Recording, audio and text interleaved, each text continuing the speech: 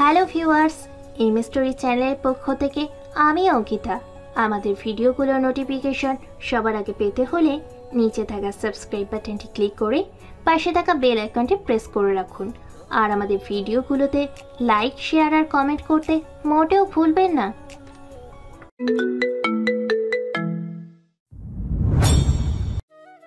আজ 5 বছর পর দেশে এলাম, কাউকে কিছু জানাইনি যে আজকে আমি আসবো।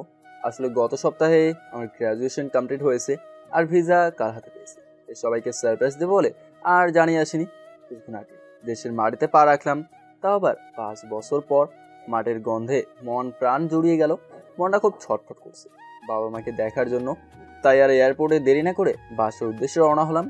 যেতে 2 ঘন্টা সময় লাগবে। ততক্ষণ আপনাদের আমার পরিচয়টা দিয়ে নেই। যদিও অনেকেই আমাকে চেনে, আমি ওমর ফারুক ফাহিম ওরফে ফাহিম শেখ। পরিবারে আমি, বাবা আর মা। আপুর বিয়ে হয়ে গেছে, তাই সেটা অন্য হিসাব। আর গল্পের নাম অনুযায়ী আমার আরেকটা ছোট ভাইও আছে, শুধু গল্পেই আছে, বাস্তবে নেই। আপনাদের পরিচয় দিতে দিতে বাসায় চলে এলাম। ভাড়া মিটিয়ে বাসার দরজার কলিং বেল দিলাম, তো একটা ছেলে এসে দরজা খুলে দিল। বয়স 10 বছর হবে হয়তো। বুঝতে বাকি হলো না এটাই আমার ছোট ভাই। আমাকে দেখে বলল, জি, কাকে চাই বলুন। আসলে ফোনে কখনো ওর সাথে কথা হয়নি, তাই চিনতে পারছি না। পুরো মোটো, এখন দেখি আগের থেকে আরো মোটা হয়ে গেছিস। আমাকে মোটু বলেই ডাকিতাম। আমাকে মোটু বলতেছেন কেন? আর কে আপনি? কাকে চাই? মা, ও মা, দেখো তো কে এসেছে আর আমাকে মোটু বলতেছে। কি হয়েছে? ষাঁড়ের মতো চেঁচাচ্ছিস কেন?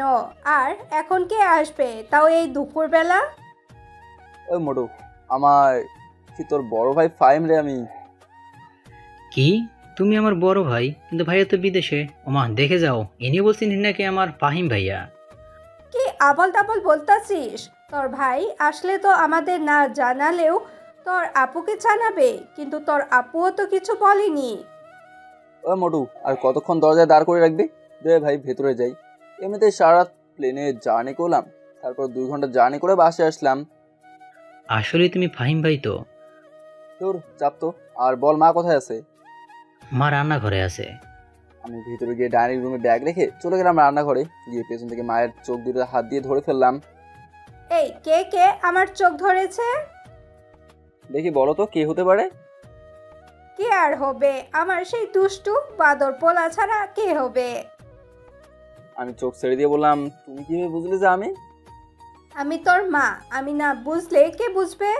তা এইভাবে কাউকে কিছু না জানিয়ে আসলি যে? লাস্ট সপ্তাহে গ্রাজুয়েশন কমপ্লিট হয়েছে, তাই চলে এলাম। আর সারপ্রাইজ দেবো বলে কাউকে জানায়নি। আচ্ছা যা, গিয়ে ফ্রেশ হয়ে খেতে আয়, আমি খাবার রেডি করছি। আর তোর বাবাকে কল করে আসতে বলছি। আচ্ছা বলে ফ্রেশ হতে চলে গেলাম। ফ্রেশ হয়ে খাবার টেবিলে চলে এলাম। এসে দেখি বাবাও চলে এসেছে। আমাকে দেখে বাবা বলল, তা সায়েন্টিস্ট দেশে কি গবেষণা করবেন নাকি আবার আমেরিকা চলে যাবেন? এটা কি হচ্ছে? আসতে না আসতেই যাওয়ার কথা বলতাছো? আরে এমনি বলতেছিলাম। আমেরিকার একটা গবেষণার থেকে অ্যাপয়েন্টমেন্ট এসেছে, ভাবতেছে কি করা যায়। তা বাবা, এখন তোমার শরীর কেমন আছে? এতদিন ভালো ছিল না, এখন তুই চলে এসেছিস, তাই তোকে দেখে আগের চেয়ে ভালো হয়ে গেছে। তুই কেমন আছিস তা না করেই আগেই কাজের কথা জিজ্ঞাসা করে ফেললাম। আর এটা তেমন কিছুই না, ভাবতেছিলাম বিকেলে একটু বের হব। তো অনেক বছর পর দেশে এলাম, তাই নিজের এলাকাটাকে আবার নতুন করে দেখবো। আজকে না, কালকে সকালে যেও, আজকে এমনিতেও অনেক জার্নি করে এসেছো। আচ্ছা ঠিক আছে। কথা বলতে বলতে দুপুরের খাবার শেষ, তারপর বিছানায় গিয়ে গায়ে লিয়ে দেওয়ার সাথে সাথেই ঘুমের দেশে চলে গেলাম। ঘুম থেকে উঠলাম, উঠে কনফিউশনে পড়ে গেলাম এখন সকাল নাকি সন্ধ্যা। তারপর বিছানা ছেড়ে উঠে ফ্রেশ হয়ে নিচে নামলাম। তোর মা এসে নাস্তা করতে দিল, তখন শিওর হলাম যে এখন সন্ধ্যা। তারপর নাস্তা করে বের হলাম। অনেক বছর পর সেই চিরচেনা শহরে বের হলাম। এখানে অনেক কিছুই পরিবর্তন হয়েছে। আমার ছোটবেলার অনেক বন্ধুরা এখনো এখানেই থাকে, কিন্তু শহরের অনেক পরিবর্তন হওয়ায় তাদের ঠিকানাই খুঁজে পাচ্ছি না। তাই আর আজকে কারোর সাথে দেখা করতে যাবো না, ঘোরাঘুরি করে বাসায় চলে এলাম। ভাবতেছি আবার যাওয়ার আগে পর্যন্ত বাবার ব্যবসা দেখাশোনা করবো। তাই রাতে খাবার টেবিলে বাবাকে বললাম, বাবা ভাবতেছি আমিও কাল থেকে অফিসে যাব, যতদিন দেশে আছি। আজকে তো মাত্র দেশে আসলি আর কালকে থেকে অফিসে জয়েন করার কথা বলতেছিস? তো কি হয়েছে, এমনি তো বাসায় একা একা ভালো লাগে না। ভালো না লাগলে বিয়ে করে ফেল। পড়ালেখা শেষ করে ফেললি আর ভালো একটা চাকরিও পেয়েছিস। মা, আমি আসতে না আসতেই তুমি আবার বিয়ের জন্য উঠে পড়েছো? এমন করলে কিন্তু আমি আগামী সপ্তাহে চলে যাব। আরে থাক না, কিছুদিন যাক, তারপর না হয় এই বিষয়ে আলোচনা করা যাবে। তা ফাহিম, সেখানে কি তোর কোনো পছন্দের কেউ আছে নাকি? যদি থাকে তাহলে আমাদের ঝামেলাটা কমে যাবে। দূর, আমি থাকবোই না এখানে, আগামী সপ্তাহে চলে যাব।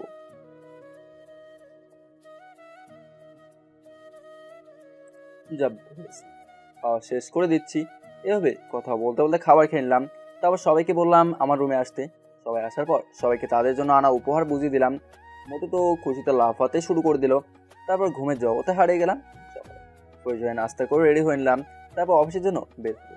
আমার সব মোটে এসে বললো যে যাওয়ার সময় তাকে স্কুলে নামিয়ে দিয়ে যেতে, আর বাবা নাকি আজকে আগেই চলে গেছে। কি আর করার, আকিবকে নিয়েই চললাম। তারপর আকিবকে স্কুলে নামিয়ে দিয়ে অফিসের উদ্দেশ্যে চললাম। গাড়ি চলছে তার আপন গতিতে। হঠাৎ একটা মেয়ে গাড়ির সামনে চলে এলো। আসলে মেয়েটারও দোষ ছিল না, আমি একটু বেখেয়ালি হয়ে পড়েছিলাম। তাই আমার ভাগ্য ভালো, তো অ্যাক্সিডেন্ট হয়নি। আমি তার আগে ব্রেক মেরে দিয়েছি। গাড়ি একেবারে মেয়েটার কাছে গিয়ে থামলো। মেয়েটা ভয় পেয়ে চোখ বন্ধ করে ফেলেছে মনে হয়। তাই আমি তাড়াতাড়ি গাড়ি থেকে নেমে মেয়েটার সামনে গেলাম, গিয়ে জিজ্ঞাসা করলাম আর ইউ ফাইন? মেয়েটা চুপ করে আছে। তারপর জিজ্ঞাসা করলাম আপনি কি ঠিক আছেন? কোথাও লাগেনি তো আপনার? হালকা ধাক্কা দিয়ে বললাম। তখন মেয়েটা চোখ খোলে, তখনও কিছু বললো না। তাই আবার জিজ্ঞেস করলাম আপনি কি ঠিক আছেন নাকি কোথাও লেগেছে আপনার? ডাক্তারের কাছে নিয়ে যেতে হবে নাকি? তখন মেয়েটা বললো না, আমি ঠিক আছি। বলে মেয়েটা চলে যেতে লাগলো। আমি পেছন থেকে অনেক ডাকলাম, কিন্তু কোনো রেসপন্স করলো না। তা আমিও আবার গাড়িতে উঠে অফিসের উদ্দেশ্যে চললাম। কিছুক্ষণ পর অফিসে চলে এলাম। সেখানে গিয়ে দেখি খুব সুন্দর করে অফিস সাজানো, আর সবাই ফুলের তোড়া নিয়ে গেটে নিয়ে দাঁড়িয়ে আছে। আমি গাড়ি থেকে নামা মাত্র সবাই একে একে এসে আমাকে ফুলের তোড়া দেওয়া শুরু করলো, সাথে স্বাগতম প্লাস অভিনন্দন জানাচ্ছে। এসব শেষে বাবা এসে বললেন কি হলো তোর, এত দেরি হলো কেন? আসলে বাবা, রাস্তায় একটা সমস্যা হয়েছিল, তাই আসতে একটু দেরি হয়েছে। ও আচ্ছা, ঠিক আছে, আয় সবার সাথে পরিচিত হয়ে নে। পরে আমরা আমার কেবিনে যাই। তারপর একে একে সবার সাথে পরিচিত হয়ে বাবার সাথে তার কেবিনে গেলাম। তারপর বাবা আমাকে কাজ বোঝাচ্ছেন। তারপর পিয়ন এসে কফি দিয়ে গেল। আমি আর বাবা কফি খাচ্ছি আর কাজের বিষয় দেখছি। তখন বাবা বলল শোন, আমি কালকে একটা কাজে মালয়েশিয়া যাব 3 দিনের জন্য, আর এই 3 দিন তোকে অফিস সামলাতে হবে। আচ্ছা, তা না হয় হবে, কিন্তু কি কাজে যাবে তা তো বলো। আর এই 3 দিন কোনো মিটিং কি আছে নাকি?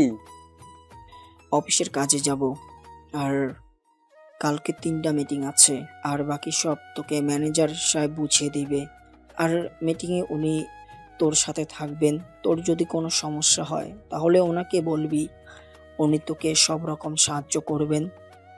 এইভাবে বাবা ছেলে কাজের ব্যাপারে কথা বলতে বলতে লাঞ্চের টাইম হয়ে গেল। তাই ক্যান্টিনে গিয়ে লাঞ্চ করে নিলাম।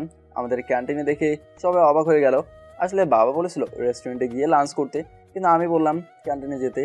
আমার সাধারণ মানুষের মতো চলাফেরা করতেই ভালো লাগে। তাই সবাইকে বললাম কি হলো, আপনারা লাঞ্চ করা বন্ধ করে দিলেন কেন? সবাই যার যার মতো লাঞ্চ করে কাজে যান। আসলে স্যার, আপনি আমাদের সাথে ক্যান্টিনে বসে খাবেন তাই একটু অবাক হলাম। অবাক হওয়ার কিছু নেই, আমিও আপনাদের মতো একজন মানুষ। তাই সবাই নিজেদের মতো লাঞ্চ করে নিজেদের কাজে ফিরে যান। তারপর বাবা আর আমি লাঞ্চ করে কেবিনে চলে গেলাম। তারপর আবার কাজ করা শুরু করলাম।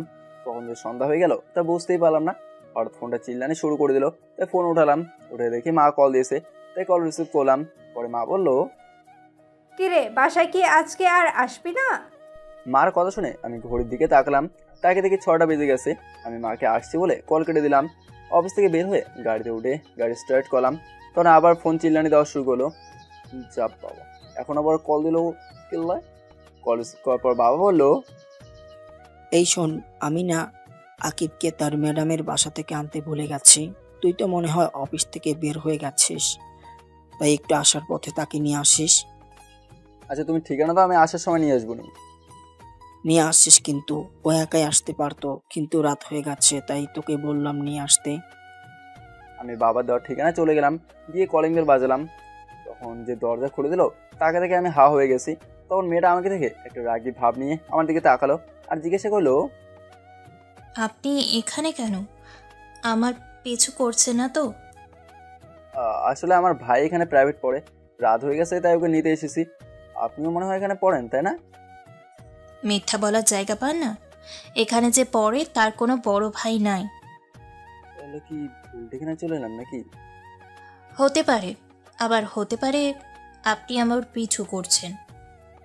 তা বাবাকে কল দিলাম, রিসিভ করলে আমি বললাম, বাবা ঠিকানা কি ঠিক দিয়েছো নাকি ভুল? ঠিকানা ভুল হবে কেন? ঠিকানা তো ঠিকই দিয়েছি। এখান থেকে তো বলতেছে যে এখানে যে পড়ে তার কোনো বড় ভাই নেই। আচ্ছা তুই ওকে কল দে, আমি কথা বলছি। তারপর মেয়েটার হাতে মোবাইলটা দিলাম। বাবা জানি মেয়েটাকে কি বললো। কথা শেষ করে মেয়েটা আমাকে বললো ভেতরে গিয়ে বসতে। আমি ভেতরে গিয়ে বসলাম। তখন একজন মহিলা আর একজন বয়স্ক লোক এলো। বয়স 45 বছরের মতো হবে মনে হয়। সম্ভবত এনারা এই মেয়ের বাবা মা। তাই আমি ওনাদের সালাম দিলাম। তারপর তাদের সাথে কথা বলছিলাম। তখন মেয়েটা আমাকে এনে নাস্তা দিল আর বললো, আপনি নাস্তা করে নিন, আকিবের আর কিছু পড়া বাকি আছে। আচ্ছা, আপনি ওর কেমন ভাই হন? জি আমি ওর চাচাতো ভাই। ও, বলে মুখটা মলিন করে ফেললো। কি জন্য করলো তা বুঝলাম। তারপর মেয়েটা চলে গেল। প্রায় 30 মিনিট পর আকিব আর মেয়েটা বেরিয়ে আসলো, কিন্তু তার ম্যাডামকে তো দেখলাম না। তারপর আকিবকে নিয়ে বেরিয়ে আসলাম। গাড়িতে উঠে আকিবকে জিজ্ঞেস করলাম, কেন মোটো তুই আর ওই মেয়েটাই কি পড়িস নাকি তোদের ম্যাডামের কাছে? তুমি মেয়ে পেলে কোথায়? কেন, তোর সাথে যে মেয়েটা বের হলো ওইটাই তো তোর সাথে পড়ে। ওইটা? আরে না, ওইটাই হচ্ছে আমার ম্যাডাম। ও, ওইটা তোর ম্যাডাম? হ্যাঁ, কিন্তু কেন? কিছু না, এমনি জিজ্ঞাসা করলাম আর কি। তারপর দুই ভাই আরো অনেক কথা বলতে বলতে বাসে চলে আসলাম। পরে রুমে গিয়ে ফ্রেশ হয়ে নিলাম। তারপর মায়ের কাছে চলে গেলাম। মাকে গিয়ে বললাম, মা একটা কথা বলবো? বল, কি বলবি? আচ্ছা না, ওরা কি এখনো আগের বাসায় থাকে নাকি? না, ওরা এখন আর আগের জায়গায় থাকে না। তুই চলে যাওয়ার কিছুদিন পরেই তারা অন্য জায়গায় চলে গেছে। কিন্তু হঠাৎ তুই তাদের কথা জিজ্ঞাসা করছিস কেন? না এমনি বলছিলাম, সেই কবে যে তাকে দেখেছিলাম এখনো মনে হয় আগের থেকে অনেক সুন্দর আর কিউট হয়েছে হয়তো। হতে পারে, কিন্তু তুই এসব বলতেছিস কেন? তুই কি ওকে পছন্দ করতি নাকি? আর করলেও লাভ নাই। কেন? ওর বাবা মা 1 বছর আগে মারা যায়। এখন সে তার মামার বাসায় থাকে। আর গত বছর তার বিয়ে হয়ে গিয়েছে শুনছি। কথাটা শুনে মনটা খারাপ হয়ে গেল। তো আমাকে বুঝতে না দিয়ে জিজ্ঞেস করলাম, আচ্ছা বাবা কোথায়? রুমে আছে, কালকে নাকি বিদেশে যেতে হবে মিটিংয়ের কাছে, বসে বসে তাই দেখতাছে। বলে রুমে এসে পড়লাম। রুমে এসে বসলাম, তখন একটা মেল এলো। মেলটা দেখে অবাক হয়ে গেলাম, কারণ আমাদের একটা এক্সপেরিমেন্ট করার কথা ছিল আর সেটা আগামী মাসের 7 তারিখে শুরু করার কথা ছিল, কিন্তু সেটা নাকি আগামী সপ্তাহে শুরু হবে। শিওর হওয়ার জন্য সিয়ামকে কল দিলাম। সিয়াম আমার classmate. Hello, who are you? Hi Siam, it's me Fahim. Oh, how are you, dost? I am fine. Would you receive any mail from SST lab? Wait, just I received a mail from lab. Your experiment will be start on 20 December. So when you are come back USA? I will be back next Friday. Okay, see you soon, USA. Okay, bye. See you soon. তারপর call কেটে দিয়ে বাবার কাছে গিয়ে বললাম, বাবা আসবো? আয়, কিছু বলবি নাকি? আসলে ইউএসএ থেকে মেল এসেছে যে আমাকে শুক্রবার আবার ফিরে যেতে হবে। তার মানে তুই শুক্রবারেই চলে যাবি? হ্যাঁ, শুক্রবারই যেতে হবে। তা না হয় বুঝলাম, কিন্তু গেলে আসবি কবে? যতদিন না কাজ শেষ হয় ততদিন আসতে পারবো না। ও, তাহলে আর 4 দিন বাকি আছে, তারপরে তুই চলে যাবি। কে চলে যাবে 4 দিন পরে? ফাহিম ইউএসএ থেকে মেল এসেছে, তাই তাকে কাজের জন্য শুক্রবারেই চলে যেতে হবে। তা বাবা, এইবার গেলে আসবি কবে? এটা বলা যাবে না, যতদিন না কাজ শেষ হয় ততদিন দেশে ফেরা যাবে না। হো, তাহলে তো তোকে যেতেই হবে। তারপর আবার রুমে চলে এলাম। কিছুক্ষণ পর মা এসে খাবার জন্য ডেকে গেল। সবাই একসাথে রাতের খাবার খেলাম। পরে রুমে এসে দিলাম এক ঘুম। সকালে ঘুম থেকে উঠে ফ্রেশ হয়ে রেডি হয়ে নাস্তার টেবিলে চলে গেলাম। নাস্তা করে বাবাকে এয়ারপোর্ট ড্রপ করে আমি অফিসে চলে গেলাম। সকালে 11টায় একটা মিটিং ছিল, সেটা করে নিলাম। তারপর সিয়ামকে আবার কল দিলাম। ইংলিশে একটু খারাপ, বাংলাতেই বলতেছি। হ্যাঁ ফাহিম, বল। আচ্ছা তুই আমার টিকিট কনফার্ম কর, আমি শুক্রবার এয়ারপোর্ট থেকে রিসিভ করে নেব। আচ্ছা, তা না হয় করে দিলাম। তা দোষ, মেয়েটা কেমন রে? কোন মেয়ের কথা বলতেছিস? যে আমার বন্ধুটার রাতের ঘুম কেড়ে নিয়েছে। দূর, তুই যে কি সব আওয়াল বলতেছিস কিছুই বুঝতেছিস না। আচ্ছা এখন ভাই পরে কল দেবো নি। আচ্ছা ভাই। কল কেটে দিয়ে আবার অফিসের কাজে মনোযোগ দিলাম। সন্ধ্যায় কাজ শেষ করে বাসায় ফেলাম। বাসায় ঢোকার সাথে সাথে কিছুর সাথে যেন আঘাত লাগলো। খুবই নমনীয় বস্তু, এবং দেয়াল তো সব এত নরম না। ভাবা বন্ধ করে কি হয়েছে দেখার জন্য সামনে তাকালাম, তাকে দেখি আকিবের টিচার মাটিতে পড়ে আছে। দেখে মনে হচ্ছে ব্যথা পেয়েছে, তাই আমি ডান হাত বাড়িয়ে দিলাম। মেয়েটা আমার হাত ধরে উঠে দাঁড়ালো। তখন মা এসে জিজ্ঞাসা করলো, কি রে, এখনো পিচ্ছি আছিস নাকি? কেউ এইভাবে চেঁচায় নাকি? কেন আমি কি খুব বড় হয়ে গেছি নাকি? না, তুমি তো কচি খোকা, আসো তোমাকে টিফিন খাওয়াই। কি রে মা, তুই হাতে ব্যথা পেলে কিভাবে? কিছুই হয়নি আন্টি। আসলে মা উনি মনে হয় বের হচ্ছিলেন আর আমি ভেতরে আসছিলাম, তখনই আমি ওনার সাথে ধাক্কা খাই আর উনি পড়ে যায়। আর পড়ে গিয়ে মনে হয় উনি হাতে ব্যথা পেয়েছে। এত বড় হয়ে গিয়েছিস এখনো দেখে চলাফেরা করতে পারিস না? দেখ তো তোর জন্য মেয়েটা কেমন একটা ব্যথা পেয়েছে। আকি, ফার্স্ট এড বক্সটা নিয়ে আয় তো তাড়াতাড়ি। আন্টি, এর কোনো দরকার নেই। তুই চুপ কর, কোনটা দরকার সেটা আমি বুঝবো, তুই চুপ করে বসে থাক। এমনভাবে সেবা করছে দেখে মনে হচ্ছে ছেলের বউয়ের সেবা করছে। ঠিকই বলেছিস, ছেলের বউই তো। আমি কখন কি বললাম আবার? আর তোমার কোনো ছেলের বউ? কেন, তোর বউ? আমি কবে বিয়ে করলাম? আর এনাকে তো আমি ভালো করে চিনিও না। ওর নাম হলো ইশরাত জাহান অধরা, আমরা ওকে ইশরাত বলেই ডাকি। আর ওর সাথেই তোর বিয়ে ঠিক হয়ে আছে। আমি বিয়ে করব না, কখন নই। তুই করবি না, তোর বাপ করবে। বাবাকেই করাও, তাহলে তোমার একটা সতীন হবে। দাঁড়া হতচ্ছাড়া, দেখাচ্ছি বিয়ে কিভাবে না করিস। আন্টি, আমি গেলাম। আরে কই যাস? নাস্তা করে যা, আমি এখনই এনে দিচ্ছি। আর রাতের খাবার না খেয়ে তোকে যেতে দিব ভাবলে কিভাবে? আন্টি, আজকে না, অন্য একদিন। এখন থেকে তো আকিবকে এখানে এসে পড়াবো। সেটা পরে দেখা যাবে, এখন বস, রাতের খাবার খেয়েই যাবে। আর আমি এখন নাস্তা এনে দিতেছি, বস। তুই এখনো দাঁড়িয়ে আছিস কেন? যা গিয়ে ফ্রেশ হয়ে নে। যাচ্ছি।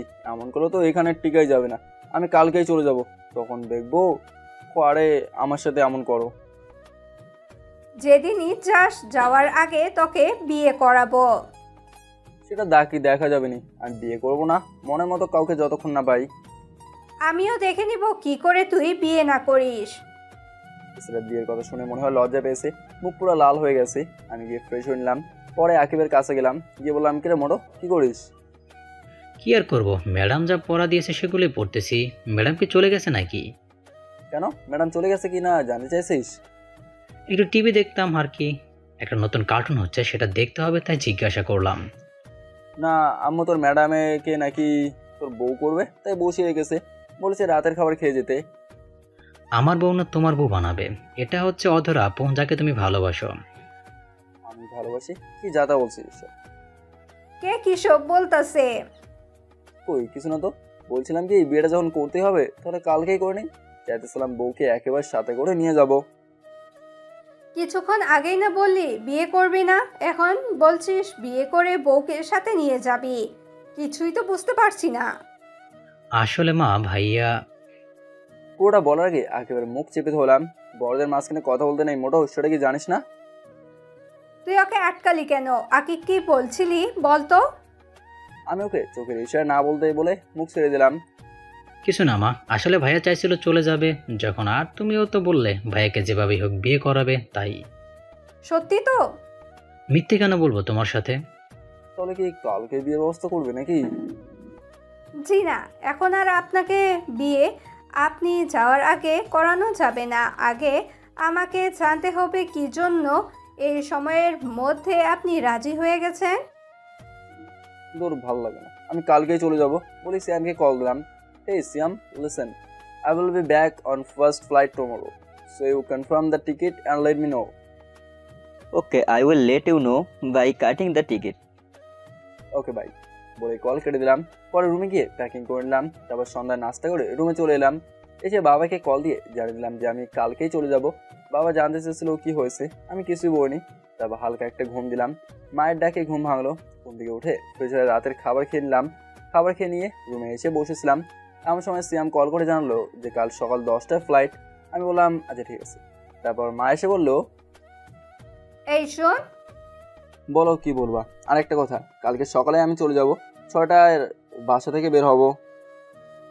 সত্যি তো চলে যাবি? তা গেলে যাবি, তাতে কার কি আসে যায়। যা বলতে এসেছিলাম, আকিবের ম্যাডামকে বাসায় দিয়ে আয়। অনেক রাত হয়ে গেছে, তার উপর একটা মেয়ে সে। রাস্তায় যদি কিছু হয়ে যায়, তাই তুই তাকে বাসা পর্যন্ত দিয়ে আয়। আমি যেতে পারবো না, ড্রাইভারকে বলো দিয়ে আসতে। ড্রাইভার তো চলে গেছে। চলে গেছে মানে? এখন কটা বাজে? ড্রাইভার চলে গেছে? এখন রাত 11টা বাজে। আর কোনো কথা না বলে ওকে দিয়ে আয়, না হলে এই ঘরে তোর কোনো জায়গা হবে না। কি আর করার, এক প্রকার বাধ্য হয়ে অদরাকে নিয়ে গেলাম। রাস্তায় যাওয়ার সময় একটা কথাও বলেনি। তারপর ওকে ড্রপ করে বাসে চলে এলাম। তারপর ফ্রেশ হয়ে দিলাম এক ঘুম। সকালে ঘুম থেকে উঠে ফ্রেশ হয়ে লাগেজটা গুছিয়ে নিলাম। রাতেই গোছানো ছিল, কিন্তু কিছু জিনিস গোছানোর বাকি ছিল, সেগুলো গুছিয়ে নিলাম। তারপর রেডি হয়ে ড্রাইভারকে কল দিলাম গাড়ি বের করার জন্য। তারপর বেরিয়ে পড়লাম। 9টার সময় ফ্লাইট। আজ আকিবের বন্ধ, তাই তাকে সাথে করে নিয়ে এসেছি। আর বাবার ফ্লাইটও সকালে 11টায় ল্যান্ড করবে, তাই সে বাবার সাথে চলে যাবে। আর গাড়ি তো আসেই। তারপর আকিবের কাছ থেকে বিদায় নিয়ে এয়ারপোর্টের ভিতরে প্রবেশ করলাম। ভিতরে গিয়ে সব ঝামেলা শেষ করে নিলাম, সাথে টিকিটও কালেক্ট করে নিলাম। আর এয়ারপোর্টে ঢোকার আগে আকিবের কাছে একটা গিফট দিয়ে এসেছি, বলেছি এটা অদরকে দিয়ে দিতে, আর মাকে যেন কিছু না জানায়। তারপর প্লেনে গিয়ে বসে পড়লাম। এখন 9টা 30 বাজে। এখন শুধু অপেক্ষা কখন প্লেন ছাড়বে। প্রায় 40 মিনিট পর প্লেন তার গন্তব্যের উদ্দেশ্যে রওনা দিল। দীর্ঘ জার্নি করার পর আমেরিকা পৌঁছে গেলাম। তারপর এয়ারপোর্ট থেকে ট্যাক্সি নিয়ে ফ্লাইট এর উদ্দেশ্যে রওনা দিলাম। ফ্লাইটে পৌঁছে গিয়ে কলিং বেল বাজালাম। সিয়াম এসে দরজা খুলে দিল। ভেতরে গিয়ে ফ্রেশ হয়ে নিলাম। তারপর বাসায় কল দিয়ে জানিয়ে দিলাম যে আমি এখানে পৌঁছে গেছি। জানিয়ে একটা ঘুম দিলাম, কারণ এখানে এখন সকাল আর বাংলাদেশের রাত, তাই কিছুদিন সমস্যা হবে। আমি ঘুমিয়ে যাওয়ার পর সিয়াম শপিং মলে চলে গেল। শপিং থেকে খাবারের সব জিনিস নিয়ে এলো। আসলে এখানে সিয়াম তার বউর সাথে থাকে। গত সপ্তাহে ওদের বিয়ে হয়েছে। আমি যাওয়ার আগেই ওদের বিয়েটা করে দিয়ে যাই, কিন্তু তাদের বিয়েটা ফ্যামিলিগতভাবেই হয়। সিয়ামের বউয়ের নাম হচ্ছে ওরিন। তারা এখানেই থাকে, কিন্তু তারা বাংলাদেশি। কী করে এটা হলো ভাবছেন তো? তাহলে চলুন শুরু থেকে বলি। 5 বছর আগে আমার সায়েন্টিস্ট হওয়ার স্বপ্ন পূরণ করার জন্য একটা স্কলারশিপের আবেদন করি। আর কিছু মাস পরে সেটা পেয়েও যাই। আর সেটা আমেরিকার ছিল, তাই এই সুযোগ হাতছাড়া করতে চাইনি। তারপরেই আমি আমেরিকা চলে আসি আপনজনদের ছেড়ে। এখানে এসে তেমন কাউকেই চিনতাম না, ভার্সিটি হলেও জায়গা ছিল না। তখনই আমাকে সিয়ামের সাথে দেখা হয়। তারপর সিয়ামের সাথে আমার প্রবলেমটা শেয়ার করার পর সে বলে তার সাথে থাকতে। তার সাথে তার আরেকটা বন্ধুও থাকে, তার নাম মেঘ, মানে রিয়াজ। তারপর থেকেই আমরা একসাথে থাকি। আর সিয়ামের বউ হচ্ছে আমাদের বাড়িওয়ালের মেয়ে, আর ভার্সিটি থেকে এদের রিলেশন। আর আমাদের বাড়িওয়ালা আমাকে খুব পছন্দ করতো, যে আমার সাথে অরিনের বিয়ে দিতে চেয়েছিল, কিন্তু আমি মানা করে দিই, কারণ ভালো একজনকেই ভালোবাসা যায়, আরেকজনকে নয়। আর অন্যজনকে ভালোবাসাটা ভালোবাসা না, এটা হচ্ছে চোখের মোহ বা টাইম পাস। আর আমি অদরাকে ভালোবাসতাম, তাই বাড়িওয়ালাকে মানা করে দিয়েছিলাম। অনেক কষ্টে বাড়িওয়ালাকে রাজি করেছিলাম অরিন আর সিয়ামের বিয়ে দিতে। তাদের বিয়ের পর আমিও চলে যাই দেশে। তারপর সেদিন মা যখন বলল যে অদরার বিয়ে হয়ে গেছে, তখন খুব কষ্ট হয়েছিল। কিন্তু আকিবের কাছ থেকে জেনে পরে আবার খুশিতে নাচতে মন চাচ্ছিল। আর বাকিটা তো আপনার জানেন। সিয়াম মার্কেট থেকে আসার পর অরিনকে রান্না করলো, আমি গিয়ে গোসল করে নিলাম। তারপর সবাই একসাথে লাঞ্চ করলাম। বিকেলে সবাই মিলে অনেকক্ষণ আড্ডা দিলাম। পরে সন্ধ্যায় আমি সিয়াম আর মেঘ ঘুরতে বের হলাম রাতের আমেরিকাতে। খুবই চমৎকার। মায়ের উপরে রাগ দেখে তো চলে এলাম, এখন আর ভালো লাগছে না। বাইরে ঘোরাঘুরি করে রাত 10টায় বাসায় এলাম। এসে ফ্রেশ হয়ে নিলাম। তারপর রাতের খাবার খেলাম। আঙ্কেল আন্টির সাথে কিছুক্ষণ আড্ডা দিয়ে ঘুমাতে চলে গেলাম। ঘুমানোর আগে কল দিয়ে বাবা মায়ের সাথে কথা বললাম। পরে আকিবকে জিজ্ঞাসা করলাম, কিরা মোটো, কেমন আছিস? জি আমি ভালো আছি ভাইয়া, তুমি কেমন আছো? আলহামদুলিল্লাহ, আমিও ভালো আছি। তা আজকে কি তোর ম্যাডামের কাছে পড়তে গেছিলি নাকি? হ্যাঁ ভাইয়া গিয়েছিলাম, আর সেটাও দিয়ে এসেছি, কিন্তু সেটা দেখে এমন আছে যে আমাকেও দেখতে দিলে না। কালকে পড়তে গেলেই দেখতে পাবি। আচ্ছা এখন রাখি, ঘুমাবো। সকালে উঠে কল দেবো নি। এখন ঘুমাবে কেন? এখন তো সকাল। ওরে গাধা, এটা আমেরিকা। বাংলাদেশের সকাল হলে এখানে রাত, আর এখানে সকাল হলে বাংলাদেশের রাত। তুই কি তোদের সমাজ বই পড়িসনি নাকি? ও আচ্ছা ভাই। তারপর ফোন রেখে দিলাম এক ঘুম। হঠাৎ ফোনের চিল্লানির আওয়াজে ঘুম ভেঙে গেল। দূর শালা, এখন আবার কে ফোন দিল? মাত্র ঘুমাইলাম। বিরক্তি বোধ নিয়ে ফোনের দিকে তাকিয়ে দেখি বাংলাদেশের নাম্বার, কিন্তু এটা তো বাবা মা বা আপন নাম্বার না। এসব ভাবতে ভাবতে কলটা কেটে গেল। আবার কল আসায় ভাবনার জগৎ থেকে বেরিয়ে এসে কল রিসিভ করলাম। কল রিসিভ করলে আমি বললাম, আসসালামু আলাইকুম, কে বলছেন? ওয়ালাইকুম সালাম। লেখক সাহেব কেমন আছেন? জি আলহামদুলিল্লাহ ভালো, আপনি কেমন আছেন? আর কি? কি করতেছেন এখন? আগে বলুন তো আপনি কে? কারণ বাংলাদেশে আমার নাম্বার আমার বাবা মা ছাড়া আর কেউ জানে না, কিন্তু আপনি পেলেন কোথায়? আস্তে আস্তে সব জানতে পারবেন। আমি এখনই করে আমি কথা শেষ করার আগে কলটা কেটে দিল। আমি আবার দিলাম আবার ঘুমটা ভেঙে গেল সে আমার ডাকাডাকির কারণে। তাই ঘুম থেকে উঠে ওকে দিলাম কিছুক্ষণ উত্তম মাধ্যম ধোলাই, কিন্তু মেঘকে দেখতে পেলাম না। সে আমাকে জিজ্ঞাসা করে জানতে পারি ওনাকে ভার্সিটি গেছে, কিন্তু ও তো আমাদের সাথেই ডিগ্রি নিয়েছে। আরে তুই বুঝতে পারছিস নি ও কেন গিয়েছে? কেন? আরে বেটা, 2 দিনেই ভুলে গেলি? মেঘ লুচ্ছামি করতে ভার্সিটি গিয়েছে। শালাই এখনো ভালো হয়নি, এখনো সে লুচ্চামি করে। এ লুচ্চামি করতে গিয়ে যে মেঘ কত মেয়ের হাতে মায়ের খাইছে তা হিসেবের বাইরে। এরই মধ্যে আগমন অরিনের এসে আমাকে জিজ্ঞাসা করলো, ভাইয়া কার কথা বলছেন? কে মেয়েদের হাতে মার খেয়েছে? কে আবার? তোমার গুণধর স্বামী। সে আমার দিকে তাকিয়ে বললাম, ভাইয়া সত্যি বলছেন তো নাকি? ওরিন তুই আমার ছোট বোনের মতো, আমি তোকে মিথ্যা বলবো এটা তুই ভাবতে পারলি কি করে? বুঝতে পারছি তোরা কেউ আমাকে দেখতে পারিস না, তাই আমি ঠিক করেছি আমি এখান থেকে চলে যাবো। আমার বলা শেষ করে তাকে দেখি ওরিন সিয়ামকে মারা শুরু করে দিয়ে দিছে, আর সাথে কান্না করতে করতে বলছে, আমি তোকে এত ভালোবাসি আর তুই অন্য মেয়েদের পেছনে ঘুরিস? হুম, কেন এখন কি আমাকে আর ভালো লাগে না? আরে ফাহিম এগুলো মজা করে বলেছে, আমি এমন কিছু করি নাই। তাদের এই রোমান্টিক ঘটনা দেখে বললাম, এই তোরা এভাবেই থাক বলে আমি কিছু ছবি তুলে নিলাম। এসবের মানে কি ভাইয়া? আসলে আরেকবার পরীক্ষা করে দেখে নিলাম যে তোমাদের দুজনের ভালোবাসা একই রকম আছে কি না। তাই বলে তুই এটা করবি? দাঁড়া দেখাচ্ছি মজা। বলে সিয়াম উঠলো আমাকে তাড়া করার জন্য, কিন্তু আমাকে আর পাইকে এক দৌড় দিয়ে বেরিয়ে আসলাম। তারপর বেরিয়ে পড়লাম, এক বিপদে দৌড়ে তো চলে এলাম, গাড়ির চাবি তো আনেনি। আবার ফিরে গিয়ে চাবি নিয়ে এলাম, তারপর গাড়িতে উঠে গাড়ি স্টার্ট দিলাম। পরে কিছুক্ষণ ঘোরার উদ্দেশ্যে বাসা থেকে বের হলাম, কিন্তু যাওয়ার পর দেখি বাকিরা মানে রাকিবা দাঁড়িয়ে আছে। তাকে দেখে গাড়ি দাঁড়িয়ে করলাম। রাকিবা হচ্ছে আমার এক ফ্রেন্ডের সাথে পরে পরিচয় করে দেবো উনি। তারপর গাড়ি থেকে রাকিবার কাছে গিয়ে জিজ্ঞেস করলাম, হে রাকিবা কেমন আছো?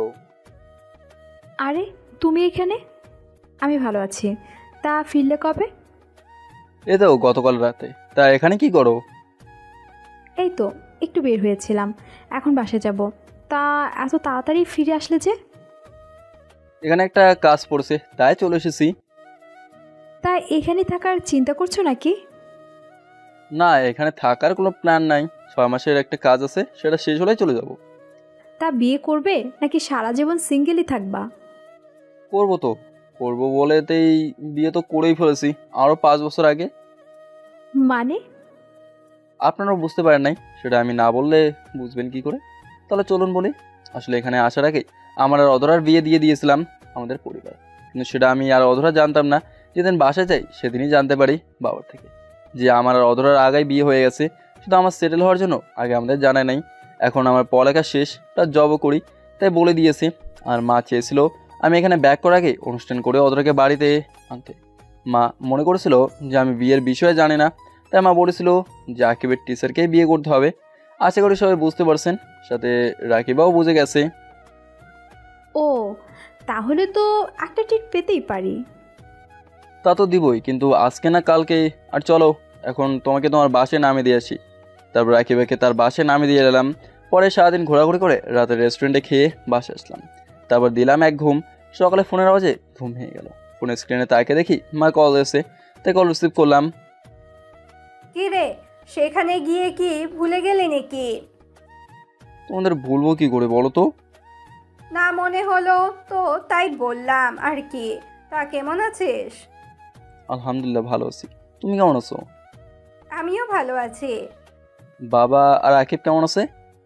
তারাও ভালো আছে, কিন্তু তুই যে এভাবে চলে যাবি বুঝতে পারিনি। এখানে এলি কিন্তু 1 সপ্তাহ থাকলি না। মা বোঝার চেষ্টা করো, আমি একজন বিজ্ঞানী, আর আমার যে কোনো সময় যে কোনো জিনিস আবিষ্কার করার জন্য ডাক আসতে পারে। যখন ডাক আসবে আমাকে তখনই চলে যেতে হবে। তা বুঝলাম, কিন্তু খাওয়া দাওয়াটা ঠিক মতন করবি কিন্তু। আচ্ছা মা ঠিক আছে, এখন রাখি ভাই। আচ্ছা ঠিক আছে, বাই। তারপর ফ্রেশ হয়ে নিলাম, দেখি নাস্তার টেবিলে সবাই অপেক্ষা করছে আমার জন্য। তখন আমিও গিয়ে বসে পড়লাম তাদের সাথে। তখন আঙ্কেল জিজ্ঞাসা করলো, মানে ওরিনের বাবা, বাবা, তোমাদের এক্সপেরিমেন্ট কবে থেকে শুরু হবে? জি আঙ্কেল, এই তো শুক্রবারে শুরু হবে। তা ততদিন কি তোমাদের সেখানে থাকতে হবে নাকি? জি আঙ্কেল, আমাদের সেখানেই থাকতে হবে। আর একটা কথা আঙ্কেল, আজকে রাতে একটা পার্টি দিতে চাই, আপনার বাগানে যদি আপনার কোনো আপত্তি না থাকে। এতে আপত্তি থাকার কি আছে? তোমাকে বলেছি না, এটা তুমি নিজের বাড়িই ভাবতে পারো। ধন্যবাদ আঙ্কেল, তাহলে আমি আয়োজন শুরু করি। আর হ্যাঁ, আপনাদেরও কিন্তু থাকতে হবে। তা না হয় থাকবো, কিন্তু পার্টিটা কিসের সেটা তো বলো। সেটা সারপ্রাইজ। আচ্ছা বাবা, তাহলে থাক, আর দরকার পড়লে বলিও, আমরাও তোমাকে সাহায্য করব। তা তো করতে হবে, সব রান্না আন্টি আর অরিনকেই করতে হবে। কি, আমাকে রান্না করতে হবে? জি ম্যাডাম, করতে হবে। আচ্ছা ঠিক আছে, কিন্তু কয়জন আসবে? বেশি না, আমরা যতজন বন্ধু আছি তারাই, আর তাদের সাথে শুধু সাব্বিরের বোন আসবে। আর শোনো, সব কিন্তু বাঙালি খাবার রান্না করতে হবে। ও, তাহলে তো কোনো ব্যাপারই না। ঠিক আছে, বাঙালি রান্নাই করব। তাহলে আমি ইভেন্ট ম্যানেজমেন্টের লোকের সাথে কথা বলতেছি। আর সিয়াম, তুই সবাইকে কল করে জানিয়ে দে। আচ্ছা। তারপর আমি ইভেন্ট ম্যানেজমেন্টের লোকদের কল করে আসতে বললাম। কিছুক্ষণ পর এসে তারা তাদের কাজ শুরু করে দিল, আর সন্ধ্যা পর্যন্ত তারা তাদের কাজ করলো। তারপরে একে একে সবাই আসা শুরু করলো, আর আমি গিয়ে সবার সাথে কুশল বিনিময় করে নিলাম। তখন সবার মুখে শুধু একটাই কথা, সারপ্রাইজটা কি? তখন আমি বললাম, অ্যাটেনশন গাইস, অপেক্ষার পুরো শেষ। জানি আপনারা সবাই অধীর আগ্রহ আছেন যে কী কারণে আজকের এই পার্টিটা। হ্যাঁ, আমরা সবাই জানতে আগ্রহী, তাড়াতাড়ি বলো। আজকের পার্টিটা হচ্ছে আমার বিয়ে উপলক্ষে। কি, তোর বিয়ে? হ্যাঁ রে দোস্ত, এটা আমার বিয়ের পার্টি, আর বিয়েটা আমাদের কাজ শেষ হলেই হবে। তারপর সবাই আগ্রহ হয়ে গেল মেয়েটা কে তা জানার জন্য। আমি সবাইকে বলে দিলাম যে বিয়ের সময়ই তারা তাকে দেখতে পাবে। তখন সিয়াম বলল, দূর বেটা, এখন নাম বললে কি এমন হয়ে যাবে? বিয়ের দিন নাম জানলে কি এমন হয়ে যাবে? তারপর সবাই মিলে পার্টিতে অনেক মজা করলাম। পরে সবাইকে বিদায় জানিয়ে চলে এলাম। তারপর দিলাম এক ঘুম। সকালে ঘুম থেকে উঠে বাসায় কল দিলাম, কারণ গতকাল রাতে পার্টির জন্য কল দেওয়া হয়নি। তো এখন দিলাম, হ্যালো মা, কেমন আছো? ভালো আছি, তুই কেমন আছিস? আলহামদুলিল্লাহ ভালো আছি। কি করো? এই তো 10টা বাজে, এখন ডিনার করব। আচ্ছা বাই, তাহলে তোমরা ডিনার করে নাও। আচ্ছা বাই। কল কেটে দিয়ে ফ্রেশ হয়ে নিলাম। সকালে নাস্তা করতে যাব, এমন সময় কল এলো। ফোনটা হাতে নিয়ে দেখি সে অপরিচিত মেয়ে, তাই খপ করে রিসিভ করলাম না। নাস্তা করতে চলে গেলাম। নাস্তা করে এসে দেখি 20টা মিসড কল। চেক করে দেখি সবগুলো ওই অপরিচিত মেয়েটা দিয়েছে। দেখতে দেখতে আবার মেয়েটা কল দিলো, রিসিভ করলাম। তখন মেয়েটা বললো, ওই, আপনি নিজেকে কি মনে করেন? হ্যাঁ, আমি নিজেকে অনেক কিছুই মনে করি, কিন্তু আপনি কান্না করছেন কেন? জানেন আমি কতটা চিন্তা করছিলাম আপনি কল ধরছিলেন না বলে। আপনি কেন আমার জন্য চিন্তা করবেন? কলটা কেটে দিল। কোনো উত্তর না দিয়ে চিন্তায় পড়ে গেলাম, কি এই মেয়েটা আর কল করে কি সব বকলো। তখন সিয়াম এসে বলল, ফাহিম, চল ঘুরতে যাই। বিয়ের পরও এখনো পর্যন্ত আমরা একদিনও ঘুরতে যাইনি। আজকে ভালো লাগছে না, আমি যাব না, তোরা গিয়ে ঘুরে আয়। আমাদের সাথে চল, ঘুরলে তোর মনটা ভালো হয়ে যাবে। আমি আর ওরের নিচে অপেক্ষা করছি, 5 মিনিটের মধ্যে নিচে চলে আয়। বলে সিয়াম চলে গেল। আমিও বাধ্য হয়ে রেডি হয়ে নিচে চলে গেলাম। আমি গাড়ি চালাইনি, সিয়ামই ড্রাইভ করছে, আর তার পাশের সিটে অরিন বসেছিল। তারপর সারাদিন আমরা বিভিন্ন জায়গায় ঘুরলাম। রাতে বাইরে থেকে খেয়ে এসেছিলাম, তাই ফ্রেশ হয়ে ঘুমিয়ে গেলাম। এভাবে দিন কাটতে লাগলো। সেদিনের পর থেকে মেয়েটা আর কল দেয়নি। আমিও সেটা নিয়ে মাথা ঘামাইনি, কিন্তু একটা জিনিস ভেবে অবাক হচ্ছি যে আমি কল না ধরায় সেদিন কান্না করলো কেন। সিয়ামের ডাকে ভাবনার জগৎ থেকে বের হলাম। তারপর সিয়ামের সাথে শপিং করতে গেলাম। কাল থেকে এক্সপেরিমেন্ট শুরু হবে। যতদিন লাগে এক্সপেরিমেন্ট শেষ হতে, ততদিন সেখানে থাকতে হবে, আর ততদিন কারোর সাথে যোগাযোগ করা যাবে না। সারাদিন শপিং আর ঘোরাঘুরি করে রাতে বাসায় ফিরলাম। রাতে খাবার খাওয়ার আগে বাসায় কল দিয়ে সবার সাথে কথা বলে নিলাম, কারণ জানি না আবার কবে তাদের সাথে কথা বলতে পারবো। তাদের জানিয়ে দিলাম যে কাল থেকে আমার কাজ শুরু হবে। তারপর কথা শেষ করে খেয়ে দিলাম এক ঘুম। সকালে ঘুম থেকে উঠে ফ্রেশ হয়ে নিলাম। আজকে আমি খুব খুশি, আজকে আমি আমার কর্মজীবনে পা দেবো। তারপর গিয়ে নাস্তা করে নিলাম, ফোনটা বন্ধ করে বাসায় রেখে দিলাম, কারণ যেখানে আমি সবাইকে বলে দিয়েছি কেউ যেন ফোন নিয়ে না যায়। আমি চাই যত তাড়াতাড়ি সম্ভব কাজটা শেষ করতে, সবাই যেন শুধু কাজকেই মনোযোগ দেয়, কারণ কাজটা খুব ইম্পর্টেন্ট। একটু ভুল হলে সব শেষ। তারপর আমি সিয়াম আর ওরিন বেরিয়ে পড়লাম এসএসটি ল্যাবের উদ্দেশ্যে। ল্যাব থেকে গাড়ি পাঠানো হয়েছিল, গাড়িতে উঠে দেখি শান্ত প্লাস আমার বাকি বন্ধুরাও আছে। আসলে এই প্রজেক্টে শুধু আমরা বন্ধুরাই, আর সাথে কিছু আমেরিকান ফ্রেন্ড, তাদের সাথে কথা বলতে বলতে আমরা ল্যাবে পৌঁছে গেলাম। ল্যাবরেটরিটা অনেক বিশাল জায়গা নিয়ে বানানো। যখন এই প্রজেক্টের কাজের জন্য অফার পাই তখন এই ল্যাবটা ঘুরে দেখার জন্য আমন্ত্রণ জানিয়েছিল, কিন্তু দেশে যাওয়ার চক্করে আর ঘুরে দেখা যায়নি। ফ্রেশ হয়ে সম্পূর্ণ ল্যাব ঘুরে দেখলাম, তারপর নিজেদের কাজ বুঝে নিলাম। তারপর সারাদিন ল্যাব ঘুরে দেখলাম, রাতে খেয়ে যে যার রুমে গিয়ে শুয়ে পড়লাম, কারণ কাজ কালকে থেকে শুরু হবে। সকালে ঘুম থেকে উঠে ফ্রেশ হয়ে নাস্তা করে কাজে লেগে পড়লাম। 12টা পর্যন্ত কাজ করলাম, পরে গিয়ে গোসল করে দুপুরে খাবার খেলাম সবাই একসাথে। খেয়ে আবার এক্সপেরিমেন্টের কাজে লেগে পড়লাম। রাত 8টায় কাজ শেষ করে রাতের খাবার খেয়ে দিলাম এক ঘুম। এভাবেই কেটে গেল 6 মাস। এখন যদি কেউ আমাকে দেখে তাহলে নির্ঘাত পাগল বলবে, কারণ চুল দাড়ি সবে অনেক বড় বড় আছে। আজকে আমাদের এক্সপেরিমেন্টের শেষ ট্রায়াল হবে, যদি সফল হয় তাহলে কালকে এখান থেকে মুক্তি পাবো। সকালে ঘুম থেকে উঠে ফ্রেশ নিলাম, নাস্তা করে ল্যাবরেটরিতে চলে গেলাম। যাওয়ার পর আমেরিকার প্রেসিডেন্ট ভিডিও কনফারেন্সে আমাদের অভিনন্দন জানালেন আর বললেন, মিস্টার ফাহিম, আপনার টিম মিলে যে নতুন আবিষ্কারটা করেছে সেটা সফল হোক, সেটার আপনাদের আমি অভিনন্দন জানাচ্ছি। আর কালকে আমি একটা চুক্তিপত্র পাঠাবো যেটাতে লেখা আছে যে আপনি এই প্রজেক্টটা আমাদের দেশের পাশাপাশি নিজের দেশেও ব্যবহার করতে পারবেন। ধন্যবাদ স্যার, আপনার থেকে কথা শুনে খুবই খুশি হলাম।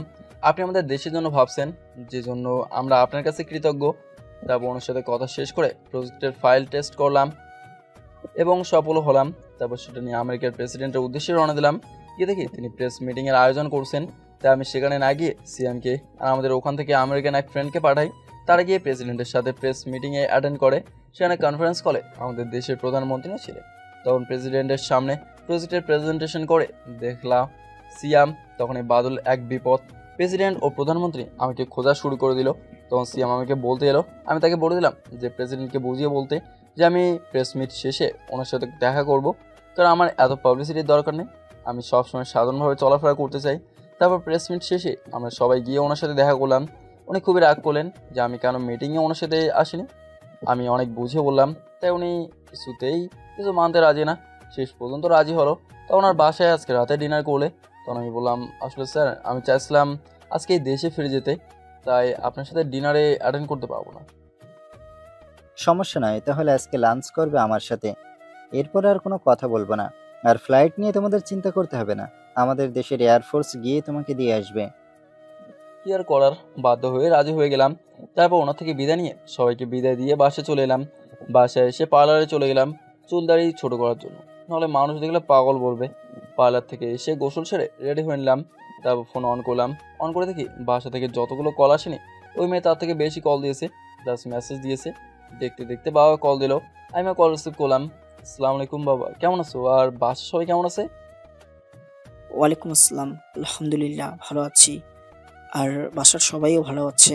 একমাত্র নিউজে দেখলাম কংগ্রেস, আমি জানতাম তোরা পারবি। ধন্যবাদ, কিন্তু এখন কয়টা বাজে?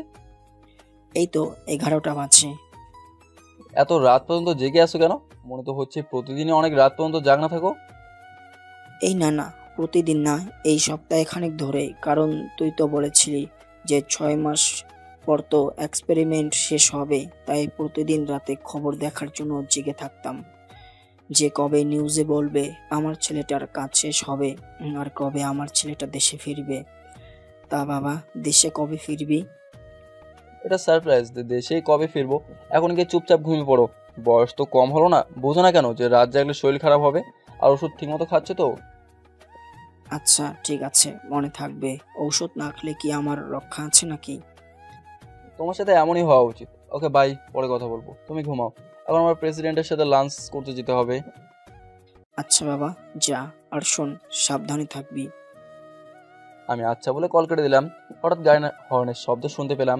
বের হয়ে দেখি আমাদের নিতে গাড়ি পাঠিয়ে দিয়েছে। তারপর আমরা গিয়ে গাড়িতে উঠে বসলাম। গাড়ি চললো তার আপন গতিতে। কিছুক্ষণ পর আমরা প্রেসিডেন্টের বাংলায় পৌঁছে গেলাম। সেখানে আমাদের ফুলের তোড়া দিয়ে আমন্ত্রণ জানানো হলো। সবাই একসাথে লাঞ্চ করলাম। ও আপনাদের তো বলাই হয়নি, আমরা 10 জন মিলে টিম করে কাজ করছিলাম প্রজেক্টটাতে। তারপর প্রেসিডেন্ট জানতে চাইলেন, তা ফাহিম, সবাই তো বিয়ে করে ফেললো এখানের, শুধু তুমি ছাড়া, তাই বিয়ে করার কি কোনো প্ল্যান নাই নাকি? সবে মাত্র তো নিজের কাজে জয়েন করলাম, তা ভাবছি এবার দেশে গিয়ে বিয়ে করে নেব। আর আপনাকে কিন্তু আসতেই হবে। তুমি তো জানোই যে আমি একটা দেশের প্রেসিডেন্ট, আমার একটুও সময় নাই। আজকে অনেক কষ্ট করে সময় বের করে নিলাম তোমাদের সাথে লাঞ্চ করার জন্য। তবুও আমি যথাসাধ্য চেষ্টা করব। আরেকটা কথা, একা গেলে হবে না কিন্তু, পরিবারের সবাইকে নিয়ে যেতে হবে। আচ্ছা ঠিক আছে, এখন আমাকে উঠতে হবে, বিকালে আবার হোয়াইট হাউসে মিটিং আছে। তা তোমরা কখন যাবে? এখান থেকে গিয়ে কিছু শপিং করব, রাতে দেখি 8টার কোনো ফ্লাইটে যাব। তা হচ্ছে না, আমি যেটা বলেছি সেটাই হবে। এয়ারপোর্টে তোমাদের জন্য হেলিকপ্টার রাখা থাকবে। তা তোমরা কয়জন যাবে? আমরা 3 জন যাব স্যার। আচ্ছা, তাহলে 2টা হেলিকপ্টার পাঠিয়ে দেব। তাহলে আমি এখন উঠি, কেমন?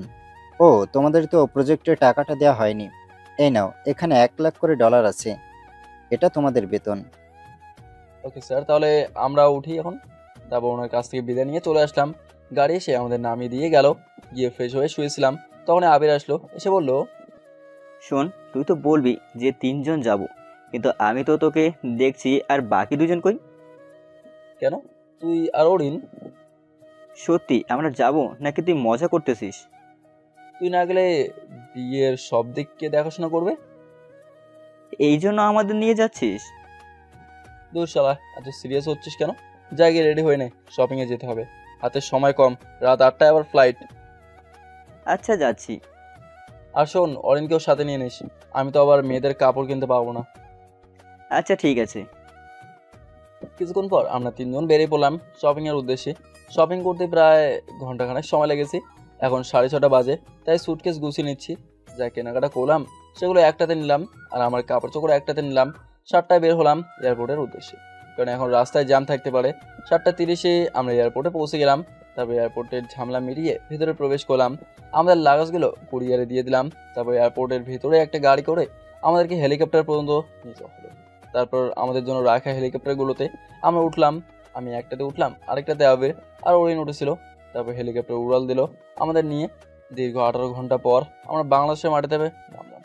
তারপর ফ্লাইটতে বিদায় দিয়ে এয়ারপোর্টে প্রবেশ করলাম। আমাদের লাগেজগুলো আগে এসে গিয়েছিল, তারপর সেগুলো কালেক্ট করে নিলাম। এয়ারপোর্টের কাজ সারতে আরও 1 ঘন্টা লেগে গেল। দুপুর হয়ে এসেছে। এখানে এয়ারপোর্ট থেকে বের হয়ে একটা গাড়ি নিলাম। গাড়ি নিয়ে বাসার উদ্দেশ্যে রওনা দিলাম। বাসে যেতে 3 ঘন্টা লাগলো। ঢাকা শহরে এই জ্যাম একবার শুরু হলে শেষ হওয়ার নাম নেয় না, তাই যেতে এত সময় লাগলো। গাড়ির ভাড়া মিটিয়ে নিলাম। পরে কলিং বেল বাজালাম। মা এসে দরজা খুলে দিল। দরজা খোলার পর আমাকে দেখে এসে জড়িত হলো। আমিও জড়িত হয়ে কান্না করলাম। এই 6 মাসে একদিনও কথা বলতে পারিনি। তারপর মাকে, অরিন আর আবিরের সাথে আলাপ করিয়ে দিলাম। তারপর আমরা ভেতরে গেলাম, গিয়ে ফ্রেশ হয়ে নিলাম রুমে গিয়ে, আর আবিরদের গেস্ট রুম দিয়ে আসলাম। আর বললাম ফ্রেশ হয়ে নিতে। নিচে এসে মাকে জিজ্ঞেস করলাম, মা আকিব কই, ওকে দেখছি না যে? ও ওর ম্যাডামের বাসায় গেছে পড়তে, এখনো আসে নাই। আর তার উপরে ওর ম্যাডামও নাকি অসুস্থ। ও আচ্ছা, তা বাবা কি ওকে নিয়ে ফিরবে নাকি আমি গিয়ে নিয়ে আসবো? যাবি বলতেছিস যখন যা, ভাইকেও নিয়ে আয় আর নিজের বউকেও দেখে আয়। হাজার হোক কিছুদিন অসুস্থ ছিল বলে কথা। মা তুমি আবার শুরু করলে। তারপর অরিনকেও বললাম চলতে। তারপর তাদের নিয়ে চললাম আকিবকে আনার উদ্দেশ্যে। গাড়িতে ওঠার পর আবির জিজ্ঞাসা করলো, কি রে, আমরা এখন কোথায় যাচ্ছি রে? আমার ছোট ভাইকে আনতে। সে কোথায় থাকে রে? বাবা মায়ের সাথেই থাকে, এখন থেকে প্রাইভেট থেকে আনতে যাচ্ছি। আরও একটা কার আছে সেখানে যাওয়ার, কিন্তু সেটা সারপ্রাইজ। ওকে, সারপ্রাইজ হলে আর কি করার, এখন তাহলে অপেক্ষাই করতে হবে। তারপর গাড়ি নিয়ে বেরিয়ে পড়লাম একেবারে ম্যাডামের বাসার উদ্দেশ্যে, মানে আমার হবু বউয়ের বাসার উদ্দেশ্যে। মিনিট 10 পরে আমরা আমাদের গন্তব্যে পৌঁছে গেলাম। গাড়ি থেকে নেমে সিঁড়ি বেয়ে 3 তলায় চলে গেলাম। গিয়ে কলিং বেল বাজালাম। যিনি দরজা খুলে দিল ওনাকে দেখে পরিচিত মনে হলো না, তা জিজ্ঞাসা করলাম। তিনি জানালেন যে অধরা নাকি গত মাসে এখান থেকে চলে গেছে। তারপর তাদের নিয়ে একটা রেস্টুরেন্টে গিয়ে বসলাম। পরে মাকে কল করে বললাম, মা একেবারে টিচাররা কি বাসা চেঞ্জ করে ফেলছে নাকি? এই দেখ, তোকে বলতেই ভুলে গেছি, আসলে তুই তাড়াহুড়ো করে চলে গেলি তো তাই বলতে পারিনি। তারা এখন তোর বাবার অফিসের সামনে যে নীল ভবনটা আছে না, ওটা 3 তলায় থাকে, আর ওদের ফ্ল্যাট নাম্বার হচ্ছে 8। তারপর মায়ের দেওয়া ঠিকানা চলে গেলাম। গিয়ে কলিং বেল বাজালাম। ওদের মামি এসে দরজা খুলে দিল। আমি ওনাকে সালাম দিলাম। সালামের জবাব নিয়ে তিনি আমাদের ভেতরে বসতে বললেন। আমরাও ভেতরে গিয়ে বসলাম, কিন্তু আর কাউকেই তো দেখতে পাচ্ছি না। তখন আন্টিকে জিজ্ঞেস করলাম, আচ্ছা আন্টি, একেবারে কি পড়া শেষ হয়ে গেছে নাকি? তার পড়া তো কখনোই শেষ হয়ে গেছে। তুমি আসবে বলে তাকে বসিয়ে রাখা হয়েছে, মনে হয় ওর ম্যাডামের সাথে গল্প করতেছে। তা বাবা, তোমার আসতে লেট হলো যে? আসলে আন্টি আমি আজকেই ফিরেছি তো, আর আমি জানতাম না যে আপনার বাসা চেঞ্জ করছেন। আমি আপনাদের আগের বাসায় গিয়ে জানতে পারি যে আপনারা বাসা চেঞ্জ করছেন। পরে মায়ের কাছ থেকে ঠিকানা নিয়ে এখানে আসলাম, তাই লেট হয়ে গেছে। ও কথা বলতে বলতে তো এগুলোই দেওয়া হলো না। আন্টি এগুলো নেই। গিফটের প্যাকেটগুলো হাতে ধরে দিয়ে বললাম, এগুলোতে কি আছে? আজকে আমি আসছি তো তাই সকলের জন্য কিছু উপহার এনেছি। আসলে গতকাল একেবারে বেতন পেয়েছিলাম তো। এইসবে কি কোনো দরকার ছিল নাকি? থাক না আন্টি, আমারও তো ইচ্ছে হতেই পারে। আচ্ছা আন্টি, আমি গিয়ে দেখি আকিব কি করতেছে। আচ্ছা যাও, আমি ওনাদের নাস্তা এনে দিয়েছি। না আন্টি, এসবের কোনো দরকার নেই। তা বলে তো হবে না। প্রথমত তোমরা প্রথমবার আমাদের বাসায় এসেছো, দ্বিতীয়ত তোমরা ওর ফ্রেন্ড, তাই কোনো না শুনবো না। বলে আন্টি তাদের জন্য নাস্তা আনতে চলে গেল। আমি অধরার রুমের দিকে চলে গেলাম। দরজার কাছে পৌঁছতেই শুনতে পেলাম আমাকে কি দিয়ে যেন কথা হচ্ছে ম্যাডাম আর ছাত্রের মধ্যে। রীতিমতো ঝগড়া লাগার উপক্রম। আমি তাদের এই তর্ক বিতর্ক দেখে হাসতে লাগলাম। পরে ভিতরে প্রবেশ করলাম। আমাকে দেখে দুজনে অবাক। আমাকে দেখে আগে বেশি জোরে ধরে বলল, ভাইয়া তুমি কখন এলে? এই তো মিনিট 10 হলো। তা তোর পড়া কি শেষ হয়েছে নাকি? হ্যাঁ, কিন্তু কেন? পড়া শেষ হলে বাইরে যা, গিয়ে দেখ আমার ফ্রেন্ডরা বসে আছে, তাদের সাথে গিয়ে কথা বল। আমার কিছু কথা আছে তোর ম্যাডামের সাথে। আচ্ছা ভাইয়া। বলে একে ব্যাগ নিয়ে বাইরে চলে গেল। এখন কেমন আছেন? শুনলাম আপনি নাকি অসুস্থ ছিলেন। আলহামদুলিল্লাহ ভালো আছি। তা আপনি দেশে কবে এলেন? এই তো আজকে দুপুরে আসলাম, এসে এখানে এলাম। আচ্ছা চোখটা বন্ধ করুন তো, আপনার জন্য একটা উপহার আছে। চোখ বন্ধ করলে দেখবো কিভাবে? আরে বন্ধ করুন না। তারপর অধরার চোখ বন্ধ করলে আমি তাকে তার জন্য আনার চেনটা তাকে পরে দিলাম। সাথে সাথে অধরা আমাকে চর মারলো। কেন মারলো? আপনার সাহস কি করে হয় আমাকে চেইন পরানোর? আপনি কি জানেন না, প্রাপ্তবয়স্ক ছেলে কোনো প্রাপ্তবয়স্ক মেয়ের শরীর ছোঁয়ার কোনো অধিকার নেই বিয়ের আগে? চেনটাই তো পরে দিলাম, এতে এত রিয়াক্ট করার কি আছে? এটা আমেরিকা নয় যে যা ইচ্ছে তাই করা যাবে। এখানে একটা মেয়ে একটা ছেলের হাত ধরে হাঁটলেও মেয়েটাকে দোষী করা হয়, আর সেখানে আপনি? আচ্ছা সরি। ততক্ষণ আবির, অরিন ও অধরার মামি এসে জিজ্ঞাসা করতে লাগলো, কি হয়েছে এভাবে চেঁচালো কেন অধরা? আসলে আমি বলার আগে অধরা বলল, কিছু হয়নি, আর আপনি এখন আসতে পারেন। তারপর সেখান থেকে চলে আসি। বের হয়ে আকিবকে বলে বাবাকে কল করে বলতে যে আবিরকে পাঠিয়ে দিতে ওদের নেওয়ার জন্য। আবির আমাকে জিজ্ঞাসা করলো, তুই আবার এখন কই যাবি? এখন তো রাত অনেকটা হয়ে গেছে। একটু কাজ আছে, তুই ওদের সাথে চলে যা। বলে আমি গাড়ি নিয়ে সেখান থেকে সোজা নদীর পাড়ে চলে আসি। এদিকে আকিব বাবাকে কল করে গাড়ি পাঠাতে বললে বাবা বলেন, গাড়ি পাঠাবো কেন? ফাহিম না তোকে আনতে গেছে? বাবা ভাইয়া এসেছিল, তোমার বাসায় এসে বলবো। এখন তাড়াতাড়ি গাড়ি পাঠাও। আমার সাথে ভাইয়ের বন্ধু আর ওনার বউ দাঁড়িয়ে আছে। আচ্ছা আমি গাড়ি পাঠিয়ে দিচ্ছি। আর তোর ভাই কোথায় যাচ্ছে, কিছু কি বলে গেছে নাকি? না, কিছু বলে যায়নি। আচ্ছা। বলে কল কেটে দিলেন। পরে ড্রাইভারকে বলে দেন আকিবকে নিয়ে আসতে। আমি নদীর পাড়ে এসে একটা বেঞ্চেতে বসে পড়লাম। খুব খারাপ লাগছে, কেমন করেছিলাম যার জন্য আমাকে এইভাবে আমার বন্ধু ও তার বউয়ের সামনে অপমান করলো। কিছুক্ষণ পর মনে হলো পেছনে এসে একটা গাড়ি দাঁড়ালো, তাই পেছনে তাকলাম। দেখলাম বাবা গাড়ি থেকে নামলেন, নেমে আমার দিকে এগিয়ে এলেন, এসে আমার পাশে বসলেন। বসে আমাকে উদ্দেশ্য করে বললেন, তোর মন খারাপ কেন জানতে পারি কি? বাবার সাথে আমার সম্পর্ক বন্ধুর মতো, আমি সব কিছুই বাবার সাথে শেয়ার করি। কিছু হয়নি বাবা। আমার ছেলেটা আজ এত বড় হয়ে গেছে, এখন নিজের দুঃখ নিজের মধ্যে চেপে রাখতে জানে, আর আমাকেও এখন সেটা বলতে চায় না। বাবা তেমন কিছুই না। যদি কিছু নাই হতো তাহলে এই রাতের বেলা এই নদীর পাড়ে এসেছিস আর কি লুকানোর চেষ্টা করছিস? আমি সবটাই জানি। বাসায় এসে আকিব আমাকে সব বলেছে। ও আচ্ছা। চল বাসায় যাবি, আর এই বিষয় নিয়ে পরে আলোচনা করা যাবে। তারপর বাবা ড্রাইভারকে বললো গাড়ি নিয়ে চলে যেতে। পরে আমি আর বাবা আমার গাড়িতে করে চলে এলাম। বাসায় এসে ফ্রেশ হয়ে নিলাম, তারপর ডিনার করে গিয়ে ঘুমিয়ে গেলাম। কারোর সাথে তেমন কোনো কথা বলিনি। পরের দিন ঘুম থেকে উঠে ফ্রেশ হয়ে নাস্তার টেবিলে চলে গেলাম। সাথে আবির ও অরিনও আছে, সবাই মিলে নাস্তা করছিলাম। আমার সময় বাবা বললেন, আমি চাচ্ছিলাম ফাহিমের বিয়েটা গ্রামের বাড়িতে গিয়ে করানোর জন্য। এমনিতেও গ্রামে তেমন একটা চাওয়া হয় না, আর ওর চাচা চাচিরাও তো গ্রামে থাকে। এটা ঠিকই বলেছ তুমি, এটা করলেই ভালো হবে। আমি ভাবছিলাম যে আগামী সপ্তাহের শুক্রবারে বিয়ের কাজটা শেষ করে ফেলতে, আর তুমি আজকে গ্রামে চলে যাবে। এত তাড়াতাড়ি করার কি প্রয়োজন?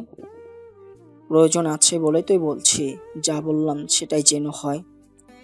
বলে বাবা খাবার খেয়ে অফিসের উদ্দেশ্যে চলে গেল। আমরা নাস্তা করলাম, তারপর আবিরদের নিয়ে বেরিয়ে পড়লাম শহর ঘুরে দেখাতে। অনেক বছর পর আবির দেশে আসলো, আর ওরেনের তো জন্মই সেখানে, যে তাদের নিয়ে ঘুরতে বের হলাম। ঢাকার প্রায় সব জায়গায় আমরা ঘুরে দেখে ফেললাম।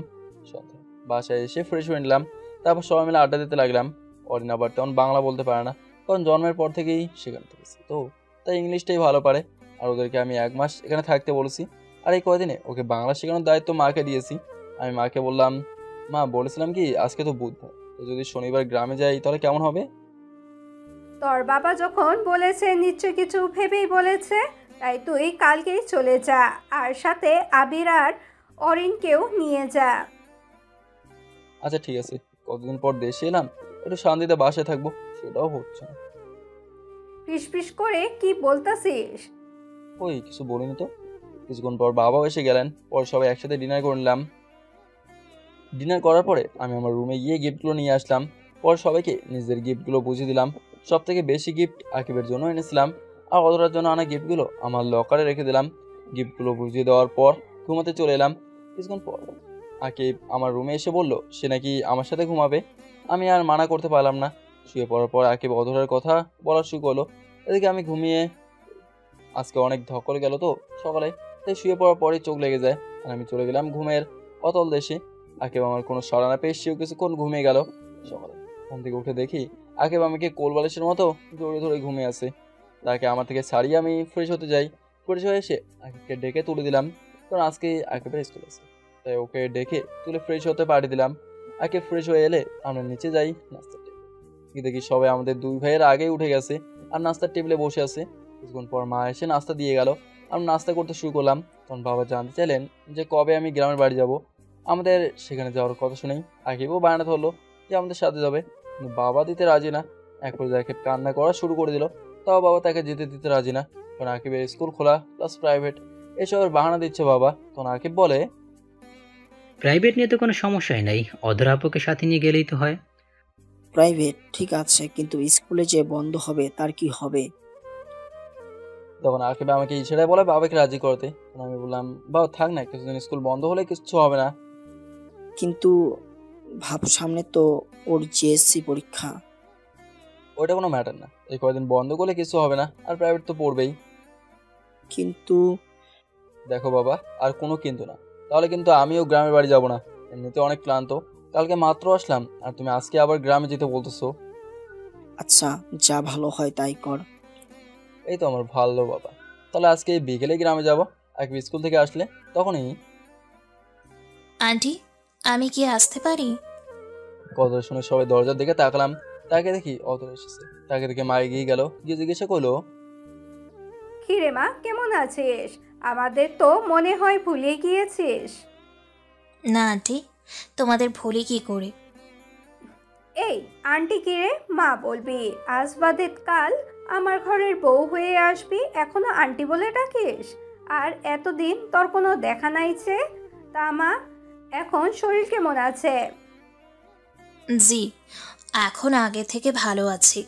তা আকিব কি স্কুলে যাবে নাকি? হ্যাঁ যাবে তো। আবির জাগিয়ে রেডি হয়ে নে তাড়াতাড়ি, আর তুইও এসে নাস্তা করে নে। না আন্টি, মানে মা, এখন কিছু খাবো না। তা বললে তো হবে না, এখন তোকে না খাইয়ে যেতে দিব না।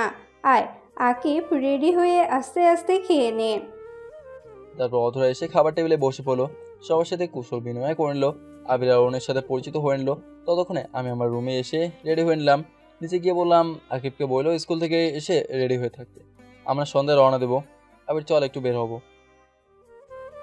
আচ্ছা, আর শোন, তোদের সাথে অধরাও যাবে। ও না থাকলে আকিব পড়বে কিভাবে? তুমিও বাবার মতো শুরু করে দিয়েছো। সেখানে আমরা ঘুরতে যাচ্ছি, সেখানে গিয়ে কি পড়ালেখা করবে ও, যেখানে আমরা ঘুরবো? আর ওনার আমাদের সাথে যেতে হবে কেন? আমি কিছু জানি না, তোর বাবা বলে দিয়েছে। তোর ভাল লাগে। ওই আবির দাঁড়িয়ে আছিস কেন, চল। তারপর আমি আর আবির বেরিয়ে পড়লাম। আসলে এখানে পরিনের পরার মতো কোনো সালোয়ার বা শাড়ি নেই, তাই আবিরকে নিয়ে গেলাম। প্রথমে ব্যাংকে গেলাম টাকাগুলো ভাঙিয়ে নিতে, পরে আবিরকে নিয়ে মলে গিয়ে কিছু কেনাকাটা করে নিলাম। আর চাচাতো ভাই বোনদের জন্য কিছু উপহার কিনে নিলাম, আর ছোটোগুলোর জন্য খেলনা আর কিছু চকলেট কিনলাম। ফুফাতো ভাই বোনের জন্য সেম জিনিসই কিনলাম। তারপর দুপুরে আমরা দুজন লাঞ্চ করে নিলাম বাইরে। বাসায় আসতে আসতে বিকেল হয়ে গেল। আসলে রাস্তায় যে পরিমাণে জ্যাম তা বলে বোঝানো যাবে না। যেখানে যেতে 30 মিনিট সময় লাগার কথা, সেখানে যেতে সময় লাগে 1.5 ঘন্টা। বাসায় এসে ফ্রেশ হয়ে একটু রেস্ট নিয়ে নিলাম। কখন যে চোখ লেগে গেছে বুঝতেই পারিনি। হঠাৎ মনে হলো কেউ যেন আমাকে ডাকছে, তাই চোখ খুলে তাকালাম। তাকে দেখি অধরা আমাকে ডাকছে। তো আমি বললাম, কী হলো, আপনি আমার রুমে কেন? কেউ দেখলে কি বলবে? আর আমাকে ডাকছেনই বা কেন? তখন অধরা বললো, আসলে মা বলেছে আপনাকে ডাকতে, প্রায় সন্ধ্যা হয়ে গেছে তো, আর আপনিই তো বলেছিলেন যে সন্ধ্যায় রওনা দিবেন। আমি বললাম, আচ্ছা ঠিক আছে, আপনি যান এখন, নাহলে লোকে আপনাকে খারাপ মনে করবে। তারপর অধরা আর কিছু না বলে চলে গেল। আমি আকিবকে ডাক দিলাম। কিছুক্ষণ পর আকিব চলে এলো। আমি তাকে বললাম যে সবাইকে বলতে রেডি হয়ে নিতে আর আমার লাগেজটা গুছিয়ে নিতে। আকিব বললো আমার লাগেজ নাকি গোছানো। আকিবকে জিজ্ঞাসা করে জানতে পারলাম অধরা নাকি আমার লাগেজ গুছিয়েছে। আমি আর কিছু বললাম না এই বিষয়ে। পরে আকিবকে বললাম লাগেজটা নিয়ে গাড়িতে রেখে দিয়ে রেডি হয়ে নিতে। বলার সাথে সাথে আকিব লাগেজ নিয়ে চলে গেল। আমিও চলে গেলাম ফ্রেশ হয়ে রেডি হচ্ছিলাম। এমন সময় অধরা আমার রুমে আসলো। আমি তখন রেডি হচ্ছিলাম, তাই খেয়াল করিনি। রুমে ঢুকেই দিল জোরে এক চিৎকার। আমিও তার চিৎকার শুনে পিছনে থাকলাম। বুঝলাম না কি জন্য চিৎকার করলো। তার চিৎকার শুনে সবাই চলে এসে ওকে জিজ্ঞাসা করা শুরু করলো যে কি জন্য এমন চিৎকার দিল। তখন অধরা বললো, আসলে আমি ওনাকে ডাকার জন্য ওনার রুমে এসেছিলাম। এসে দেখি উনি শুয়ে একটা 3/4 প্যান্ট পরেছিলেন, কোনো শার্টও পরেছিলেন না, তাই আমি চিৎকার দিয়ে ফেলেছি। তোর পাগলি, এত চিৎকার করার কি আছে? কিছুদিন পর তো তুই ওর বউ হবে। আর ওই এমনই এত বড় হয়ে গেছে, এখনো 3/4 পরে থাকে বাসায়। আচ্ছা তুই যা গিয়ে নিচে বস। অধরা নিচে চলে গেল, সাথে বাকিরাও চলে গেল, শুধু মা ছাড়া। সবাই যাওয়ার পর মা বলল, তোর কি কোনো কাণ্ডজ্ঞান নাই নাকি? আমি আবার কি করলাম? আমি তো রেডি হচ্ছিলাম। ওনাকে কেউ বললো এখানে আসতে? আমি তো বলেছিলাম রেডি হয়ে নিতেছি। তুই কি এই 3/4 আর টি-শার্ট পরেই যাবি নাকি? হ্যাঁ, কেন? কোন দিক দিয়ে এটা খারাপ?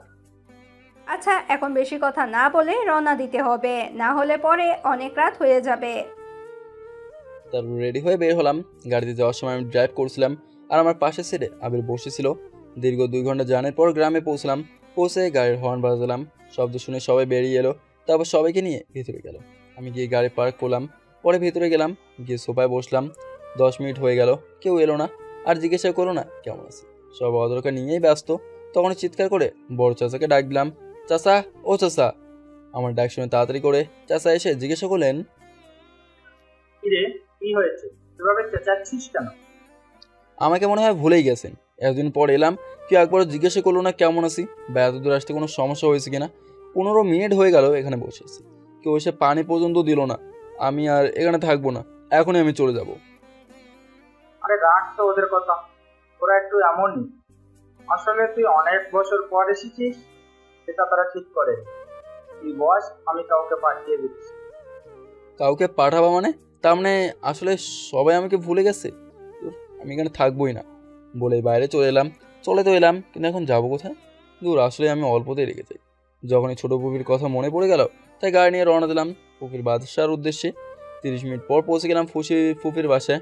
আমাকে দেখে ফুফি অবাক হয়ে গেল, বলল, কি রে তুই এত রাতে, তাও আবার কিছু না জানিয়ে? কেন, আসতে পারি না নাকি? না করার হলে করে দাও, আমি এখনই চলে যাচ্ছি। আয় ভেতরে আয়। তা কেমন আছিস? ভালো আছি, আপনি কেমন আছেন? আমি ভালো আছি। তা তোকে দেখে মনে হচ্ছে খুব রেগে আছিস, কি হয়েছে রে? আর বলিও না, আজ তোমার বাপের বাড়ি গেছিলাম, গিয়ে দেখলাম সেখানে আমার কোনো সম্মান নাই, তাই রাগারাগি করে এখানে এসে পড়েছি। ও এই কথা, যা গিয়ে ফ্রেশ হয়ে নে, খেয়ে নিবি। আচ্ছা, আরেকটা কথা, তুমি কিন্তু বলবে না আমি যে এখানে আছি। আর ফুপা কখন আসবে? আচ্ছা বাবা, বলবো না কাউকে। তোর ফুপা এখনই এসে পড়বো। তুই যা তো, ফ্রেশ হয়ে নে। আমি গিয়ে ফ্রেশ হয়ে নিলাম। ফ্রেশ হয়ে এসে দেখি ফুফাও এসে গেছে। তারপর ফুফের সাথে কুশল বিনিময় করে নিলাম। পরে সবার সাথে ডিনার করে নিলাম। খাওয়া শেষে ফুফিকে জিজ্ঞাসা করলাম আমার বোনগুলা কই। ফুফি বললেন তা নাকি অনেক আগেই ঘুমিয়ে পড়ছে পাশের রুমে। আমাকেও বললো ওদের সাথে গিয়ে ঘুমিয়ে পড়তে। আমিও গিয়ে ঘুমিয়ে পড়লাম। সকালে ফোনের চিল্লাচিল্লিতে ঘুম ভেঙে গেল। ঘুম ঘুম চোখে ফোনের স্ক্রিনে তাকে দেখি বড় চাচা কল দিয়েছে। আমিও কল ধরিনি। কিছুক্ষণ পর কল কেটে গেল। কেটে যাওয়ার পর ফোন সাইলেন্ট করে আবার ঘুমিয়ে গেলাম। কতক্ষণ করে কারোর ডাকে ঘুম ভেঙে গেল। তাকে দেখি মুনা ফুফাতো বোন আমাকে ডাকতেছে। ঘুম থেকে উঠে ফ্রেশ হয়ে নিলাম। পরে ফুফি ডাক দিলেন ব্রেকফাস্ট করার জন্য। আমিও গিয়ে ব্রেকফাস্ট করলাম। পরে ফোন হাতে নিয়ে দেখি 100+ মিসড কল। চেক করে দেখলাম বাবা, চাচা, চাচি, মা, আপু সবাই কল করেছে। আর একটা নাম্বার দেখে খুবই অবাক হলাম, কারণ আমি আমেরিকা যাওয়ার পর যে মেয়েটা কল দিয়েছিল আজকেও সেই কল দিয়েছে, এমনকি রাতেও কল দিয়েছে। তখন ফুপিকে ডাক দিলাম। ফুপি এসে জিজ্ঞাসা করলো কী হয়েছে। আমি বললাম আচ্ছা দেখো তো এই নাম্বারটা চেনো কিনা। ফুপি বললো এটা নাকি অধরার নাম্বার। তাই তো বলেই, সেদিন কল না ধরায় কান্নাই বা করবে কেন একজন অপরিচিত মেয়ে। আর সেদিন রাগ করে আর পরে কল দেয়নি, তা আজকে কী জন্য আবার কল দিল। মনে হয় কালকে রাগ করে চলে এসেছি তো, আর রাতেও পরে ফিরিনি, তাই মনে হয় কল দিয়েছে। এসব ভাবতে ভাবতে মা কল দিল, রিসিভ করলাম। আর মা বলা শুরু করলো কী বললো আপনাদের বলবো না, পরে আপনারাও জেনে যাবেন। এটা শুধু আমার আর আমার মায়ের মধ্যকার কথা। আমি কোথায় আছি তা বলবো না। আমি যদি যেতেই হয় বিয়ের 2 দিন আগে যাবো, এর আগে বললেও যাবো না। ভালোই বলছি, আয় তাড়াতাড়ি। তোর চাষা সকালে যখন বলেছে যে তুই নাকি রাতে রাগ করে বের হয়ে গেছিলি আর ফিরিসনি, সকালেও নাকি কল ধরিসনি, তখনই আমি আর তোর বাবা ছুটে চলে আসি। কবি বলেছেন যেখানে তোমার সম্মান নেই সেখানে তুমি যেও না। তা আজকে আমি ফিরছি না, তোমরা থাকো ওই মেয়েকে নিয়ে, আমাকে নিয়ে না ভাবলেও হবে। দেখ মেজাজটা খারাপ বানাস না। এমনিতেই মেয়েটা কাল রাত থেকে কান্না করেই যাচ্ছে, আর তোর চাচা চাচিদেরও বোকা দিচ্ছে। কেন তাকে নিয়ে তারা এত মাতামাতি করলো, যার ফলে তুই রাগ করে চলে গেলি। তা বলেও লাভ হবে না। আর উনি এখন কান্না করতেছেন কেন? সেদিন থাপ্পড় মারার সময় মনে ছিল না? আমার আবার ফ্রেন্ড আর তার বউয়ের সামনে অপমান করার সময় মনে ছিল না? এসব আবার কবে হলো? আর যা হয়েছে ভুলে যা বাবা, ফিরে আয় তুই। বলেছি না আমি গেলেও কিছুদিন পর যাবো, আর তুমি আমার মা হয়ে আমার বিরুদ্ধে কথা বলতেছো। ঠিক আছে আমি ফিরবো আজকেই, তোর খুশি তো? বলে কল কেটে দিলাম। পরে ফুপিকে ডাক দিলাম, ফুপি ও ফুপি। ফুপি তাড়াতাড়ি করে এলো, এসে জিজ্ঞাসা করলো কি হয়েছে, এভাবে কান্না করছিস কেন? আমাকে কেউ ভালোবাসে না। কেন আবার কি হলো? এখন মাও কল দিয়ে আমাকে বকা দিল। এটা কিন্তু ঠিক হয়নি। আমি ভাবিকে বলবো তোকে যেন আর বকা না দেয়। আর শোন, আমি রান্না করতেছি আজকে তোর সব পছন্দের খাবার। যা গিয়ে গোসল সেরে আয়। কটা বাজে যে এখনই গোসল দেবো? 12:30 বাজে, যা গোসল করে আয়। কিছুক্ষণ পর তো ফুপা চলে আসবে। আজকে এত তাড়াতাড়ি ফুপা চলে আসবে যে? আসলে সকালে ভাবি কল দিয়ে বলেছিল আজকে যেতে, সবাই নাকি আজকেই আসবে। ও তাহলে এই ব্যাপার। যা তাড়াতাড়ি গিয়ে গোসল সেরে নে। তারপর আমি গিয়ে গোসল সেরলাম। পরে নামাজ আদায় করলাম। ফুপা আসার পরে সবাই একসাথে দুপুরের খাবার খেলাম। সে কিছুক্ষণ রেস্ট নিলাম। এরই মধ্যে সবাই রেডি হয়ে নিল।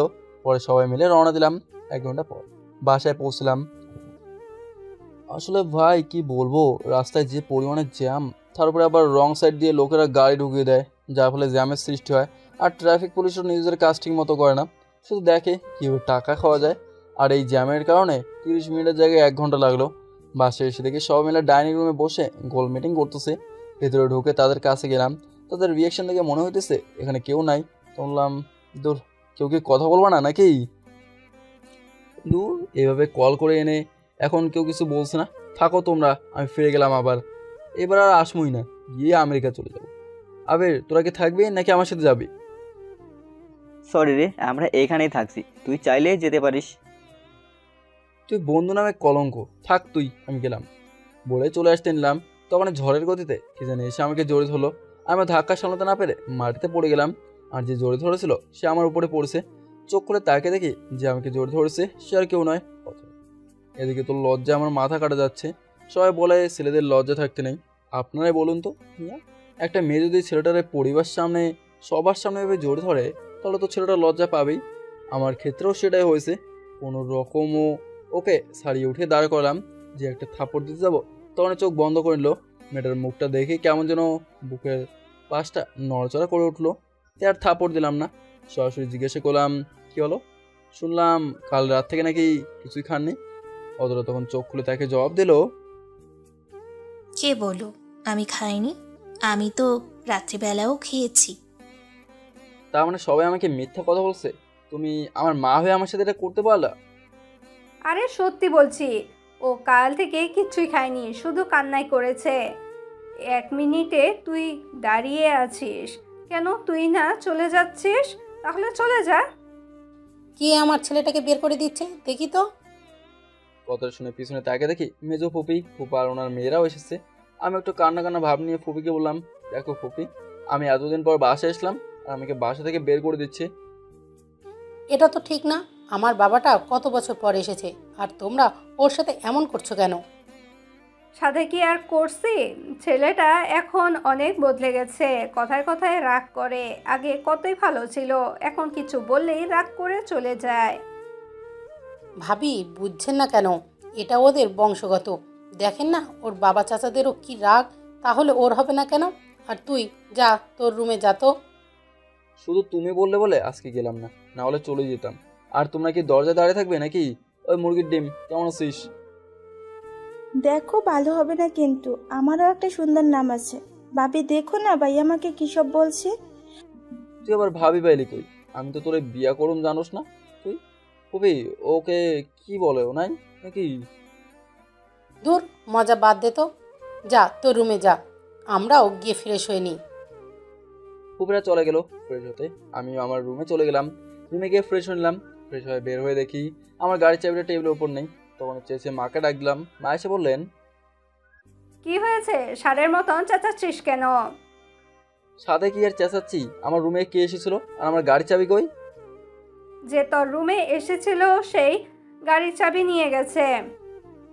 সেটাই তো জানতে চেয়েছি, কি আমার রুমে এসেছিল? সেটা আমি কি করে বলবো? আমি কি তোর রুমে সিকিউরিটি গার্ড নাকি?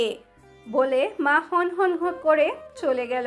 তখন আকিবকে ডাক দিলাম। বেচারা আমার ডাক শুনে দৌড়ে চলে এলো, এসে বলল, ভাইয়া আমার ডাকছিলে কেন? তুই কি আমার গাড়ির চাবি নিয়েছিস নাকি? আমি তোমার গাড়ির চাবি নিয়ে কি করব? আর আমি তো গাড়ি চালাতেও পারি না। তবে কিছুক্ষণ আগে দেখলাম ভাবি তোমার গাড়ি নিয়ে কোথায় যেন গিয়েছে। বলিস কি, ওনার এত বড় সাহস আমার গাড়ি নিয়ে গেছে? আর তুই কি সবাইকে সবার গিফট বুঝিয়ে দিয়েছিস নাকি? না ভাইয়া, আজকে নাকি বড় ফুপি আর সেজো ফুপি আসবে রাতে, আর তারা আসলে সবাইকে একসাথে দিয়ে দেব। আচ্ছা এখন কটা বাজে রে? কেন ভাই ঘড়ি দেখোনি? এখন তো রাত 8টা বাজে। এই রাতের বেলায় উনি আমার গাড়ি নিয়ে বের হলেন, আল্লাহ জানে আমার গাড়ির কি হবে। আমি আর আকে কথা বলছিলাম, তখন ছোট চাচা এসে বললেন, শোন, রাতে কিন্তু বের হোস না। কেন চাচা, রাতে বের হলে কি হবে? আর বলিস না, এলাকার পোলাপন সব নষ্ট হয়ে গেছে। যাকে পায় তার কাছ থেকেই সব কিছু রেখে দেয়। আর মেয়েদের তো বের হওয়া আরো বেশি বিপজ্জনক। এসব কি বলতেছো তুমি? হ্যাঁ রে, কিন্তু তুই এত ভয় পাচ্ছিস কেন? আচ্ছা ওদের কি ফিরেছে? ওরা আবার কোথায় বের হলো? আকিব বললো উনি নাকি কিছুক্ষণ আগে আমার গাড়ি নিয়ে বের হয়েছেন।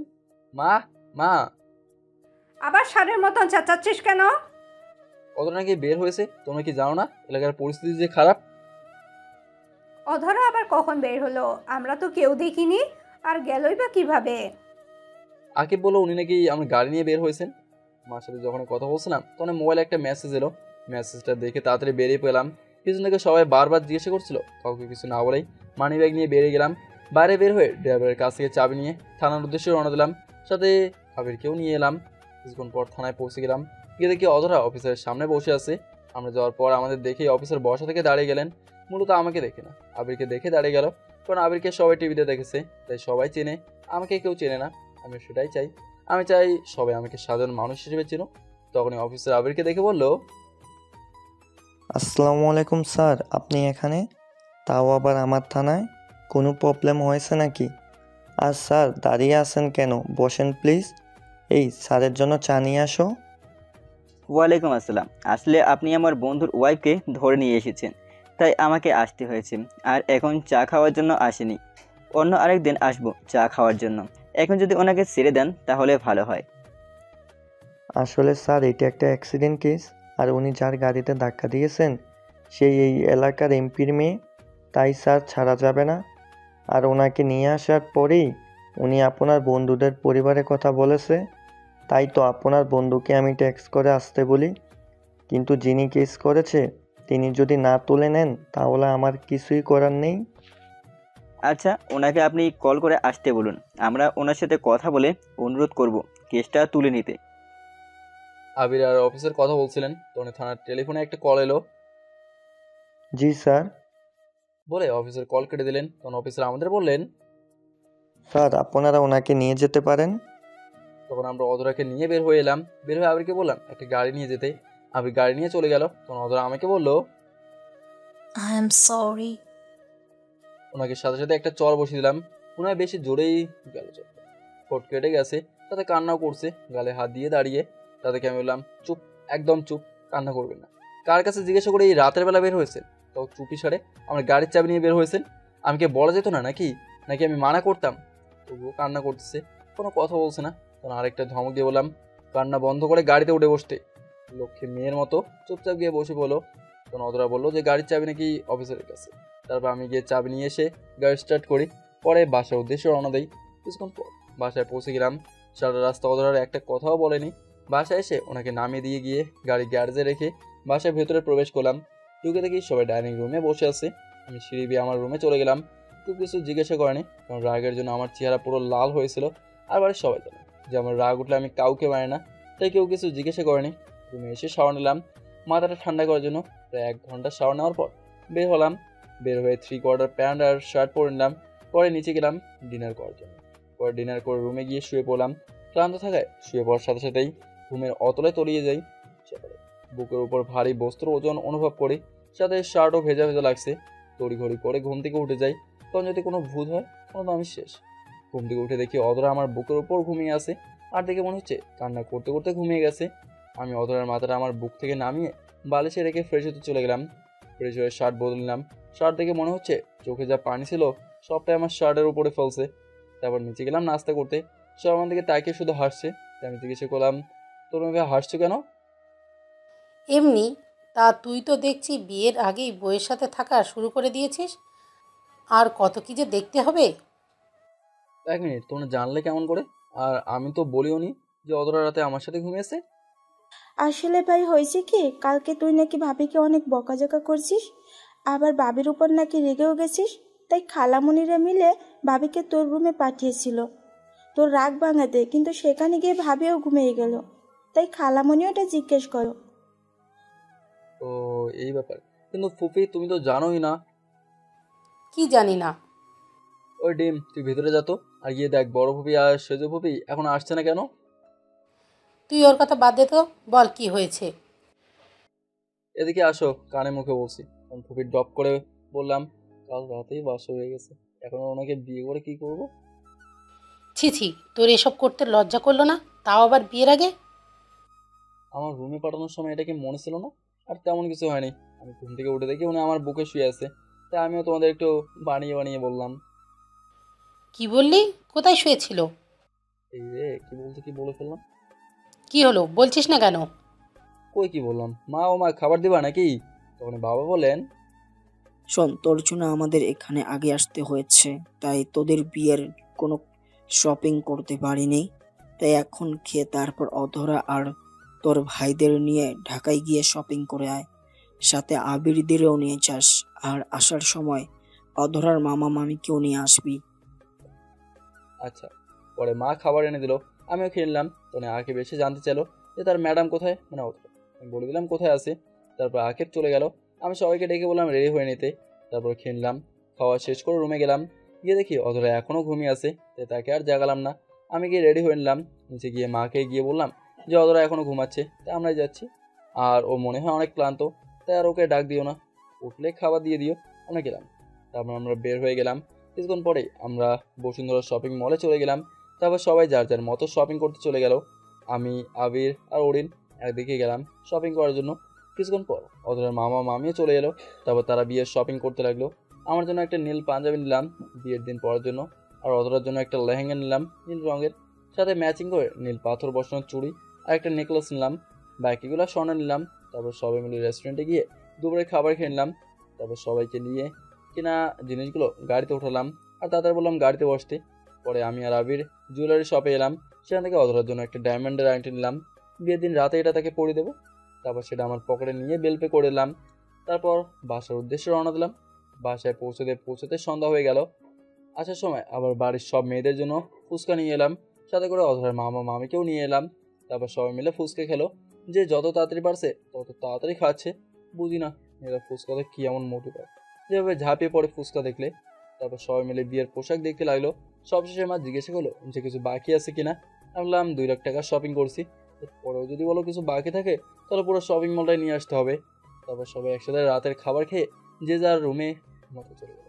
এভাবেই কোন দিক দিয়ে যে 7 দিন কেটে গেল বুঝতেই পারেনি।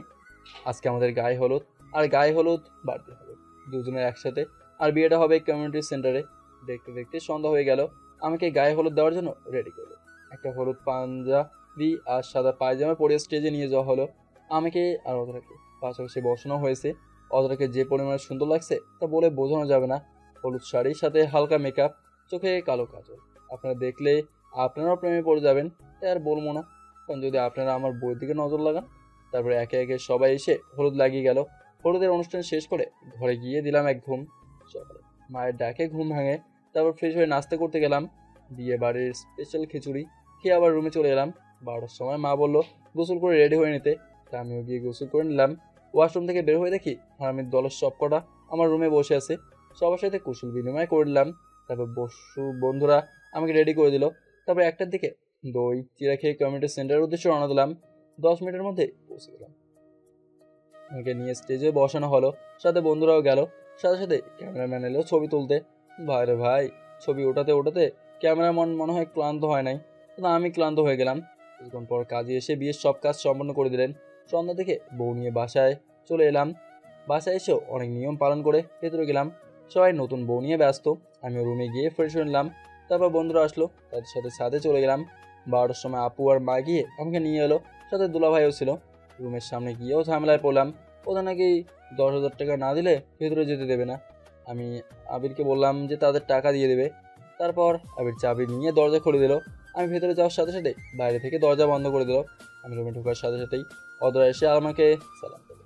তখন আমি অদরাকে সে আংটিটা পরে দিয়ে প্রপোজ করলাম। বেচারের লজ্জায় আমার বুকে মুখ লুকালো। তারপর রুমের লাইট অফ করে দিলাম। বাকিটা ইতিহাস বইয়ের 2220 নম্বর পৃষ্ঠা থেকে পড়ে নেবেন।